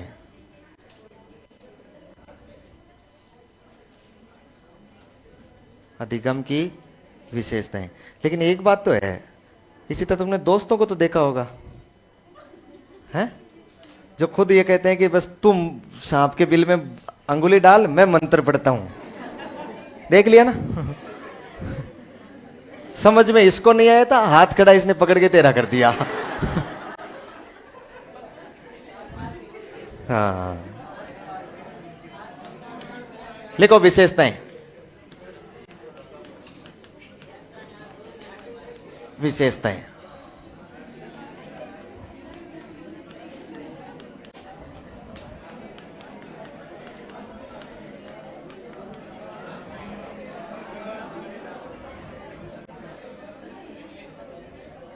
अरे शांत हो जाओ रे। इस शब्द को वापस लिखूं कि नहीं लिखूं अब?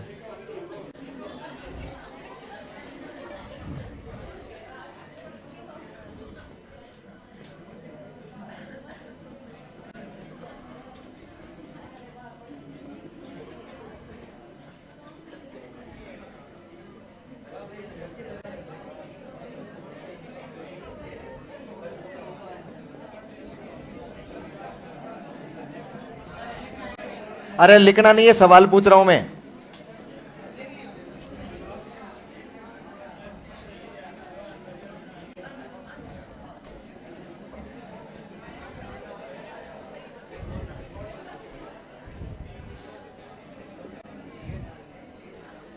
शांत रहो रे।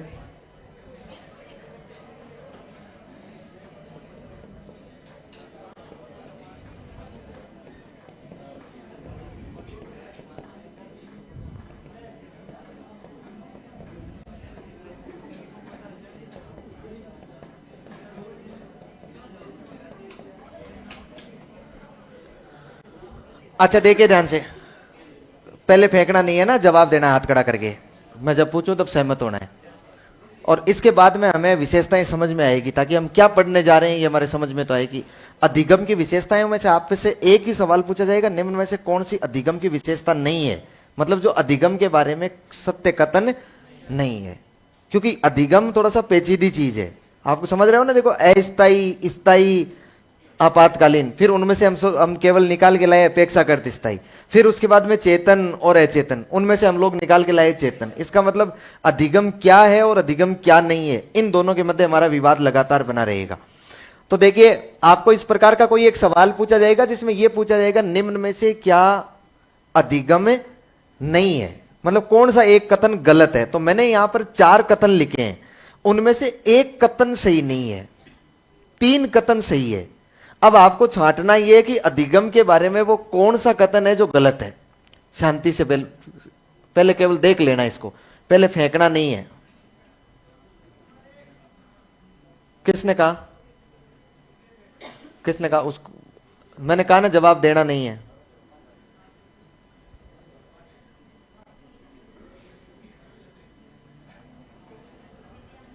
तैयार है आप? बहुत बढ़िया। अच्छा, कौन ये लोग मानते हैं ऑप्शन ए को कि व्यवहार में परिवर्तन अधिगम नहीं है? बहुत बढ़िया, एक आदमी। ऑप्शन बी, अनाधिगम ही अधिगम है, जो ये मानते हैं कि नहीं, अनाधिगम अधिगम नहीं है। कितने लोग हैं? 3। सी, आप सवाल नहीं समझे क्या मेरा? सवाल यह कि इनमें से 3 कथन तो अधिगम है विशेषता, और एक कथन नहीं है। आप किस पे आ रहे हैं? ऑप्शन सी पे। वेरी गुड, 10 लोग। ऑप्शन डी पे। बहुत बढ़िया। बाकी देखो, इससे एक बात तो जाहिर होती है कि आगे से सवाल पूछने की मेहनत नहीं की जाए, क्योंकि मैंने 4 ऑप्शन लिखे, परेशान हुआ आपसे, इतनी माथा फोड़ी की, सीधा सीधा लिखा देता ना मैं आपको। मैं किस ऑप्शन समझाऊं? व्यवहार में परिवर्तन अनाधिगम ही अधिगम है, अधिगम एवं निष्पादन भिन्न नहीं है, अधिगम प्रत्यक्षतः अवलोकित प्रक्रिया नहीं है। यह ऑप्शन है। अब दोबारा से हाथ खड़े करो। ऑप्शन ए, ऑप्शन ए पे तो देखो बढ़ गए ना 4 लोग। ऑप्शन बी, बहुत बढ़िया, 10 लोग। ऑप्शन सी, बहुत बढ़िया। ऑप्शन डी, बहुत गजब। अब सुनिए मेरी बात को ध्यान से।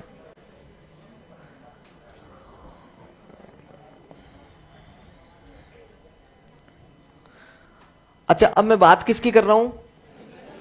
अधिगम की कर रहा हूं। देखिए, अधिगम की, यदि मैं अधिगम का मोटा मोटा अर्थ निकालूंगा ना, अधिगम की एक व्यापक परिभाषा दूंगा, तो अधिगम व्यवहार में परिवर्तन है।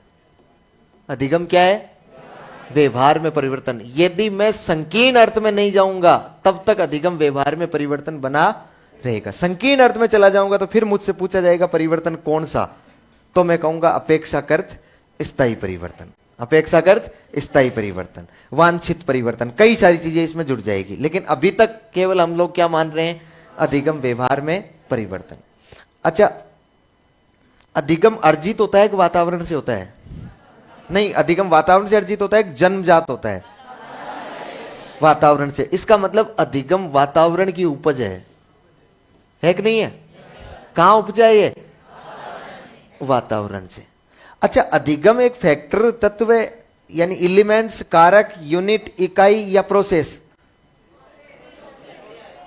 अधिगम एक तत्व होता है क्या? एक फैक्टर होता है क्या? एक इकाई होता है क्या? अधिगम एक किसका नाम है? प्रोसेस। इसका मतलब अधिगम एक प्रक्रिया है, पूरी की पूरी एक क्या है? प्रक्रिया। अभी हम समझेंगे अगले स्टेप में कि प्रक्रिया कैसी होती है। लेकिन मैं ये कह सकता हूं ना, अधिगम एक प्रक्रिया मूलक होता है। प्रक्रिया मूलक मतलब मूल रूप से ये क्या है? एक प्रोसेस है, एक प्रक्रिया का नाम है। अच्छा, अधिगम, अधिगम केवल मनुष्य प्राणियों में होता है कि सभी प्राणियों में होता है? मतलब सीख केवल मनुष्य प्राणी सकते हैं कि सभी प्राणी सीख सकते हैं? सभी सीख सकते हैं। सीख का केवल अपने यहां राजस्थान में ही जा रहा है कि पूरे भारत में भी सीखा जाता है? पूरी दुनिया में भी सीखा जा रहा है ना। इसका मतलब अधिगम की जो प्रक्रिया है ना, वो सार्वभौमिक प्रक्रिया है। कैसी प्रक्रिया है? सार्वभौमिक प्रक्रिया है। समझ पा रहे हैं ना बात को? सब प्राणियों द्वारा और सब जगह किया जाने वाली यह प्रक्रिया, अपनाई जाने वाली प्रक्रिया है। अच्छा, अधिगम जो होता है वो अधिगम सक्रिय रहकर होता है कि निष्क्रिय रहकर होता है? सक्रिय निष्क्रिय? सक्रिय। अधिगम कैसे होता है? ये मैं जो सो रहे हैं ना उनके लिए बता रहा हूं। अधिगम कैसे होता है? सक्रिय रहकर। निष्क्रिय हो गए तो अधिगम नहीं होता। यदि निष्क्रिय रहकर अधिगम किया जाता तो आपके लिए टेबल कुर्सी नहीं, आराम से बेड लगाते हम लोग। आप यहां आते और सोते, नींद लेते और हम क्या करते? पढ़ाते, और इनको क्या हो जाता? अधिगम हो जाता। यही बात थी।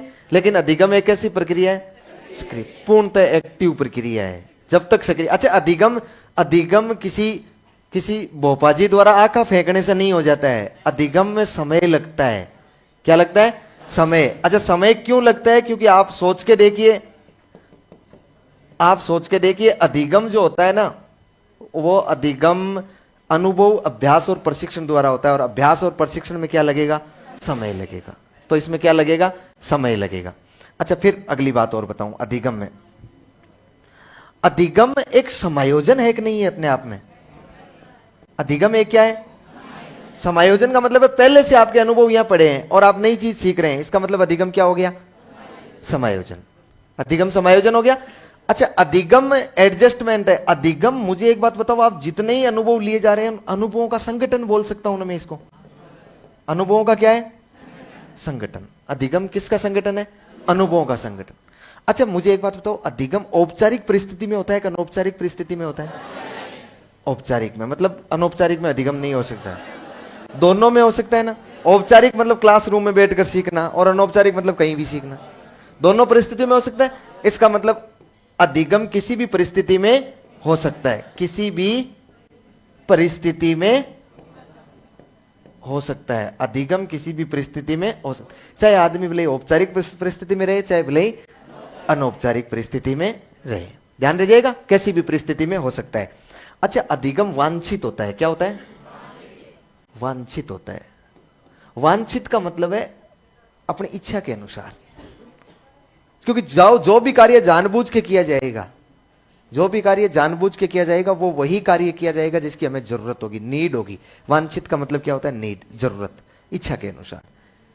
अधिगम जब भी होगा ना, जब आपको अभ्यास किया जाएगा, प्रशिक्षण दिया जाएगा। तो अभ्यास और प्रशिक्षण आप किसके लिए ले रहे हैं? अपनी इच्छा से ले रहे हैं कि नहीं ले रहे हैं? तो अधिगम एक ऐसी प्रक्रिया होगी, वांछित प्रक्रिया। अच्छा, अधिगम मुझे बताओ एक समस्या समाधान प्रक्रिया है कि नहीं है? अधिगम क्या है? समस्या समाधान। समस्या समाधान का मतलब आपके सामने एक समस्या आई, आपके सामने कोई भी समस्या आई, जैसे मान लो आपको मनोविज्ञान याद नहीं, मनोविज्ञान के सवाल गलत हो रहे हैं, तो आपने अनुभव, अभ्यास और प्रशिक्षण के द्वारा इसको सीख लिया, और सीख लिया तो उस समस्या का क्या हो गया? समाधान। अधिगम एक क्या होता है? समस्या का समाधान होता है। अच्छा, अधिगम उद्देश्य आधारित होता है कि नहीं होता है? अधिगम कैसा होता है? उद्देश्य आधारित प्रक्रिया है। कैसी प्रक्रिया? उद्देश्य आधारित। ध्यान रखना, बिना उद्देश्य के कोई भी अधिगम नहीं होता, क्योंकि अधिगम वांछित होता है और उसका कोई ना कोई उद्देश्य है। आप जो भी चीज सीख रहे हैं ना, उसका कोई ना कोई क्या होता है? उद्देश्य। क्या अभी आप जो सीख रहे हैं, आप में से कोई ऐसा है क्या जो बिना उद्देश्य के ही सीख रहा है? नहीं सीख रहा है। सारे सबके कोई ना कोई उद्देश्य होगा ना सीखने का। बिना उद्देश्य के अधिगम। और अधिगम में आपको ध्यान रखना है कि अधिगम एक लक्ष्य निर्देशित व्यवहार है। क्या है? अधिगम लक्ष्य निर्देशित होता है। इसका मतलब क्या है? मैंने आपको बहुत बार समझाया होगा। मैंने कहा जैसे ये बालक है, इस बालक के लिए ये लक्ष्य है, तो वो बालक इस लक्ष्य की ओर आगे बढ़ रहा है, इस गोल की ओर आगे बढ़ रहा है। तो इसको निर्देश कौन दे रहा है? ये लाइव लोकेशन है इसकी, और ये इसे रास्ता बता रहा है, बोले इधर इधर से आजा। जैसे ही ये साइड में जाने का प्रयास करता है, ये तुरंत फोन करता है, बोले रास्ता सी नहीं है, वापस आ जा, शादी ब्याह की कोई जरूरत नहीं है, सीधा आ जा यहां। समझ पा रहे हैं ना? तो अधिगम एक कैसी प्रक्रिया है? लक्ष्य निर्देशित व्यवहार है। अधिगम एक ऐसी प्रक्रिया है, लक्ष्य निर्देशित व्यवहार है। अगली बात बताइए मुझे, अधिगम स्वाभाविक होता है, एक अधिगम की प्रक्रिया स्वाभाविक होती है कि अस्वाभाविक होती है? स्वाभाविक मतलब जन्मजात, दोनों ही होती है। देखो अधिगम होता तो कहां है? वातावरण में, लेकिन ध्यान रखना अधिगम की जो प्रक्रिया है ना, ये वातावरण में नहीं है। ये कैसी प्रक्रिया है? स्वाभाविक। शायद मेरे ख्याल से नहीं समझे इस बात को आप बिल्कुल भी। स्वाभाविक प्रक्रिया का मतलब ये होता है, आपके माइंड में एक थ्रेसर रखा गया है, एक मशीन रखी गई है, वो मशीन आपको सीखने में मदद कर रही है। जब आप सीख रहे हो तो वो मशीन चलती है, वो मशीन चलती है, इसका मतलब आप लोग सीख रहे हैं। अच्छा, वो मशीन जो रखी गई है ना, ये जन्मजाती है। मशीन स्वाभाविक, आप जन्मजात लेकर आए हैं, स्वाभाविक है। मशीन मार्केट में नहीं मिलती है। मतलब आप लोग बालक पैदा होने के बाद उसको मार्केट में नहीं लेके जाते हैं, बोले चलो आज इसके सीखने की मशीन लगवा के लाते हैं। ऐसा होता है कि मस्तिष्क में? हाँ, वो मशीन चलेगी कब? वातावरण में आकर। इसका मतलब है कि अधिगम जो होगा ना, वो तो वातावरण की उपज है, लेकिन वातावरण में जो अंतःक्रिया हो रही है ना, उसके संपर्क में आ रहा है, तब वो मशीन चलेगी, वरना मशीन नहीं चलेगी। लेकिन वो मशीन जो लेकर आया ना, वो स्वाभाविक है। इसलिए किसी व्यक्ति में वो मशीन रखी होती है ना, वो स्वाभाविक प्रक्रिया की, वो जन्मजात, वो किसी व्यक्ति में बहुत तेज होती है और किसी व्यक्ति में बहुत धीमे धीमे चलती है, रो रो के चलती है। याद है ना आपको? इसलिए कोई व्यक्ति ऐसा होता है जो 2 बार में, 3 बार में या 1 बार में ही सारा सब कुछ सीख जाता है जितना उसने पढ़ा है, और कुछ को 10 बार 20 बार भी, कुछ को 10-20 बार भी क्या करना पड़ता है? पढ़ाना पड़ता है, और उसके बाद भी वो नहीं सीखता है, क्योंकि उसकी मशीन में जंग लगा हुआ है पहले से ही। वो मशीन की स्पीड ही क्या होती है? उसकी धीमे होती है। तो मैं कह रहा हूं, अधिगम तो वातावरण की उपज होता है, लेकिन अधिगम की जो प्रक्रिया है ना, यह प्रक्रिया कहां से लेकर आया है? ये स्वाभाविक प्रक्रिया है। ये प्रोसेस जो होने की प्रोसेस है ना, उस प्रोसेस को वो कहां से लेकर आया है? लेकिन उस प्रोसेस में, उस मशीन में जो भी कच्चा मटेरियल डाला जा रहा है ना, वो मटेरियल वातावरण में से आया है, और वापस उपस्थित भी कहां हो रहा है? वो वातावरण में। लेकिन वो जो थ्रेसर लगाकर लाया है ना, वो कहां है? दिनेश कह रहा है, सर जी आप मुझको जयपुर में दिखाई दिए थे कुछ दिनों पहले, अब आगे मत बताना।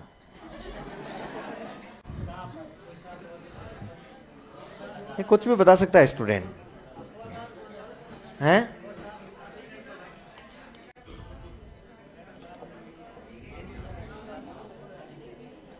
जयपुर गए हुए मुझे अरसों बीत गए हैं, याद बहुत आती है जयपुर की।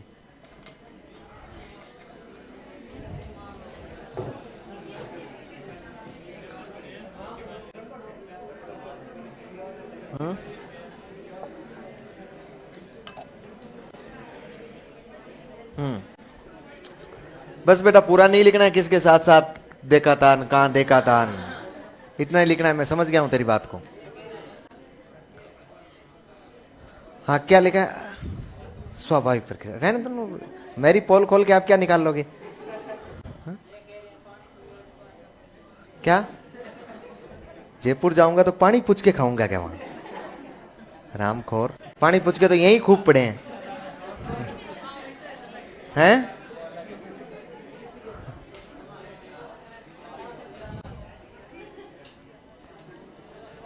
चलो आगे चलो आप, है ना? स्वाभाविक प्रक्रिया, फिर आगे बढ़ो, कोई बात नहीं है। क्वेश्चन कौन सा? हाँ दे रहा हूं ना, अभी तो विशेषताएं पूरी नहीं हुई है। आंसर तो आप ही दोगे, तभी तो क्वेश्चन पूछने का मजा रहता है, नहीं तो फिर मैं ही आंसर दे दूं तो ऑब्जेक्टिव खूब सारे लिखे हुए पड़े होते हैं। हाँ देखिए, अरे हो गई क्या आपकी राजनीति पूरी हो गई क्या? तो इधर देख लो, बैठ गए वो, आ जाओ आप। हाँ, स्वाभाविक प्रक्रिया है तो समझ रहे हैं ना आप लोग? स्वाभाविक प्रक्रिया है, वातावरण में आके वो मशीन चलती है, मतलब इस प्रक्रिया का उपयोग कहां किया जाता है? वातावरण में किया जाता है। अच्छा, अधिगम नकारात्मक और सकारात्मक दोनों प्रकार के हो सकते हैं ना? क्यों नहीं हो सकता?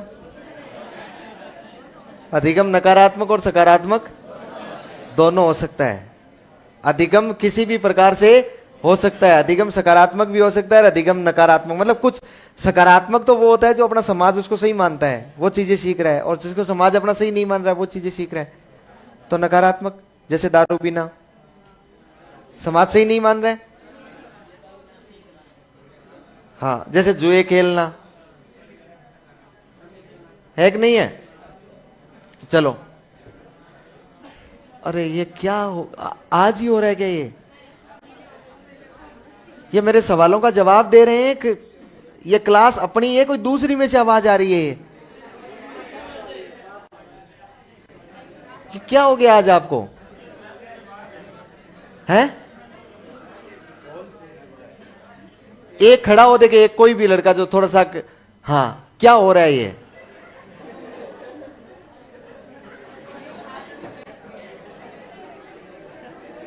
अरे शांत हो जाओ, सुनने दो मुझे।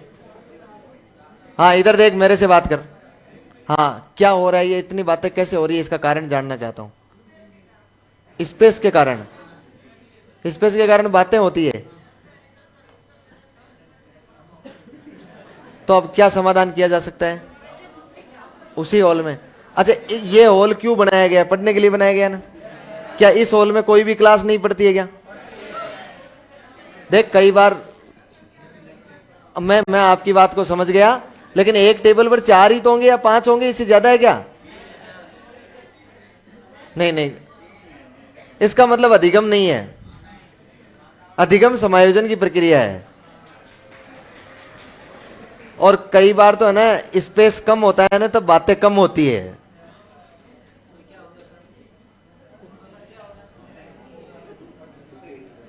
आप इनको चुप करो, तो मैं ये काम करने लग जाऊं? अब इनको चुप करूं मैं, फिर पढ़ाएगा कौन?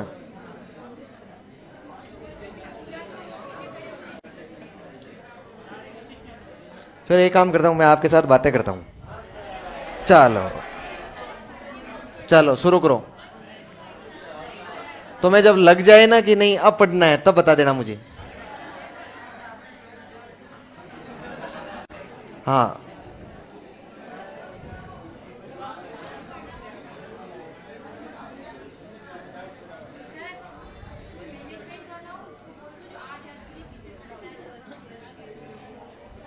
को एक आदमी को, उसको उसको बाउंसर को भेजो, और बाउंसर को ये कह दो कि इसमें जिसके भी होठ हिलते दिखे उठा ले। बोलना तो बहुत दूर की बात है। अब देखो, छोटे छोटे बच्चों, तुम आ तो गए 12वीं पास किए बिना मेरे पास, और 12वीं में 10वीं भी करके आएंगे कोविड में। अब आपको मैं प्रारंभ से क गड़ा और बारकड़ी नहीं सिखा सकता हूं। तुम मुझे लिखा है कि अधिगम और अर्जन में क्या अंतर है? पागल खोपड़ी, अर्जन मतलब अर्जित करना होता है, ग्रहण करना होता है। और ग्रहण करने की पूरी जो प्रक्रिया, क्यों लिखा ये इन्होंने क्यों दिया? ये इन्होंने इसलिए दिया क्योंकि इनको अर्जन का अर्थ पता नहीं है। अर्जन मतलब क्या होता है? ग्रहण करना। क्या होता है? ग्रहण करना। अर्जन मतलब एक शब्द होता है ग्रहण करना। ग्रहण करना अधिगम नहीं है। ग्रहण करना केवल वातावरण या ज्ञान, नॉलेज या सूचना वातावरण द्वारा, ज्ञानेंद्रियों द्वारा हम लोग अपने मस्तिष्क में केवल ग्रहण करते हैं, धारित करते हैं। उसके बाद उसको एग्जाम तक बनाए रखना, यह अधिगम है। यदि उसको परमानेंटली आपने अपेक्षाकृत अस्थायी रूप से अपने मस्तिष्क में रखा है ना, तो एक बार अर्जित करने से वो चीज परमानेंट नहीं होगी। उस पर क्या करना पड़ेगा? अभ्यास, और बहुत ज्यादा अभ्यास और प्रशिक्षण और अनुभव लेने पड़ेंगे, तब जाके वो चीज एग्जाम तक आपके साथ बनी रहेगी। धारण तो एक बार के लिए कुछ भी की जा सकती है, मतलब अर्जित वो कुछ भी किया जा सकता है। मैं इतनी बातें बोल रहा हूं कि सारी बातें आपको याद रह जाएगी क्या? लेकिन अभी तो ये बातें अर्जित हो रही है ना, अभी तो ये बातें अर्जित कर रहे हैं आप लोग। अर्जित एक, ये सही कह रहा है छोरा कि सर एक डांग ले आओ। डांग नहीं जानते? एक 6.5 फीट का इतना सा मोटा एक लठ होता है, इतना लंबा है। हाँ, और उस पे तार, और फिर उसको वो तेल पिलाया हुआ। हाँ, करो करो तुम बातें, मैं बातें के लिए बैठा हूं। करो तुम खूब, आपस में करो पहले बातें। फिर मेरे से कर लेना, मैं थोड़ी इधर बातें कर लेता हूं तब तक। मैं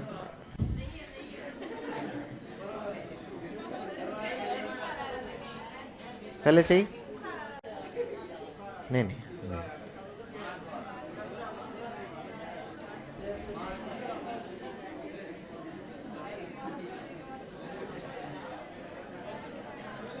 पूरी हो गई क्या आपकी? यदि स्पेस मिल जाए तो बता देना मुझे। ऐसे कैसे पढ़ाऊं मैं? कोई किसके हो गया क्लियर? नहीं नहीं, उनका क्लियर कहां हुआ है? ये तो पढ़ने आए हैं छोरे। नहीं लग तो मुझे नहीं रहा, तभी तो मैं सोच रहा हूं कि देखे।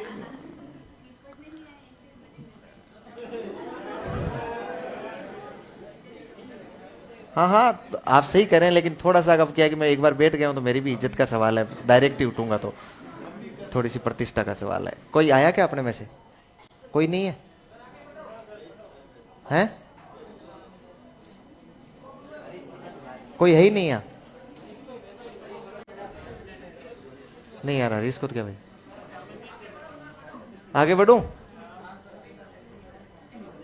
देखो आप कहो तो मैं बढ़ जाऊं, नहीं तो अपने तो कोई नहीं है, अपने टाइम चल रहा है, अपने घड़ी बराबर चल रही है।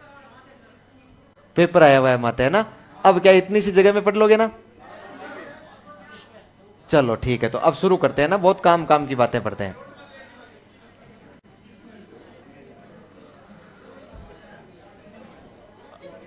अधिगम की विशेषताएं चल रही थी ना अपने।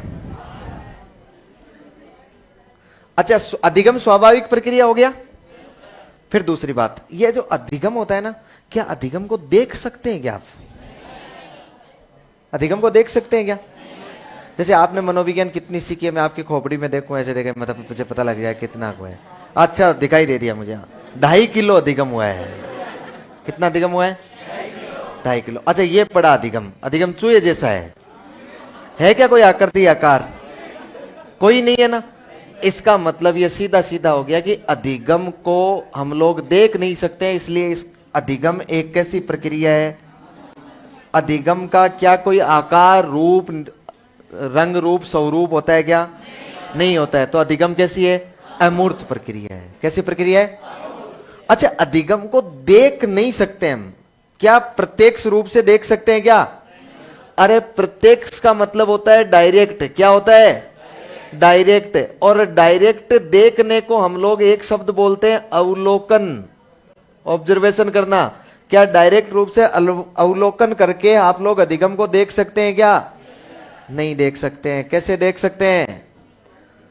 अधिगम दिखाई दे सकता है क्या? अरे अधिगम प्रत्यक्ष रूप से अवलोकित होता है क्या? नहीं होता है।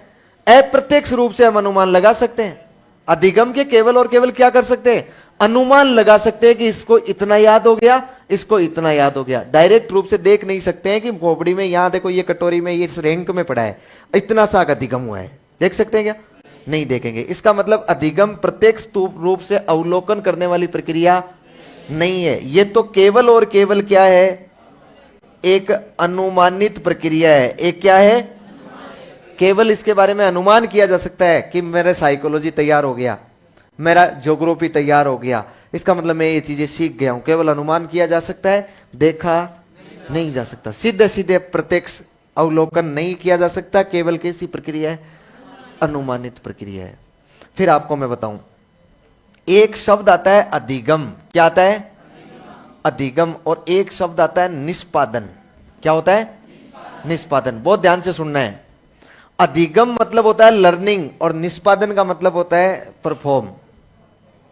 परफॉर्मेंस। सुना है ना आपको?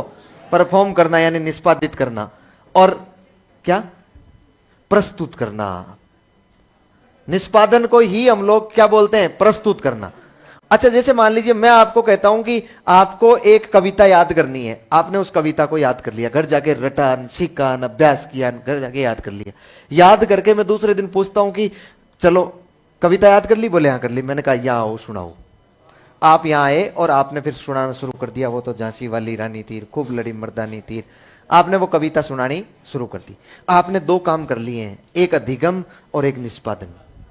अधिगम तो आपको पहले हो चुका था, अब आपने क्या कर दिया, उसका निष्पादन। दूसरे व्यक्ति को मैंने कहा तू भी एक कविता याद करके आना, उसने भी घर जाके रटान कविता याद कर ली। मैंने उसको कहा खड़ा हो सुना, बोले नहीं सुनाऊंगा। उसने कहा नहीं सुनाऊंगा। तो मैं कहता हूं कि इसका मतलब तुझे याद ही नहीं है। क्या याद नहीं है क्या उसको? अधिगम नहीं है क्या? अरे मुझे बताओ, अधिगम और निष्पादन एक ही है क्या? दोनों अलग अलग प्रक्रियाएं हैं। अधिगम याद करना होता है, उसको प्रस्तुत करना क्या कहलाता है? क्या मैं उसको प्रस्तुत नहीं करूंगा तो ये मान लूंगा कि मुझे अधिगम नहीं हुआ? अधिगम तो हुआ है ना। इसका मतलब अधिगम और निष्पादन दोनों क्या है? अलग अलग प्रक्रिया है। अच्छा, उसके बाद एक शब्द आता है अनादिगम। अनादिगम शब्द बना है अन प्लस अधिगम से। अन यानी नहीं और अधिगम। अच्छा, नहीं सीखना भी सीखना होता है। कैसे? जैसे आपको सिखाया जाता है कि शादी के बाद पति को पीटना नहीं है। आपने यदि ये बात सीख ली, सीखा तो है ना, अधिगम तो हुआ है ना। किसी कार्य को नहीं करना, एक बच्चे को सिखाया जाता है बेटा गाली नहीं देनी है, उस बच्चे ने इस बात को सीख लिया, इसका मतलब अनाधिगम हो गया ना। मतलब इन चीजों को, इन कार्यों को करना नहीं सीखना है। यदि बच्चा इस बात को सीख जाए तो वो अधिगम है कि नहीं है? भाई उसने सीखा तो है ना। उस बच्चे को कहते हैं जुआ नहीं खेलना है, चोरी नहीं करना है, इसका मतलब वो इस बात को सीख रहा है ना। यदि इसका मतलब वो भी क्या है? अधिगम है। तो अनाधिगम भी अपने आप में क्या होता है?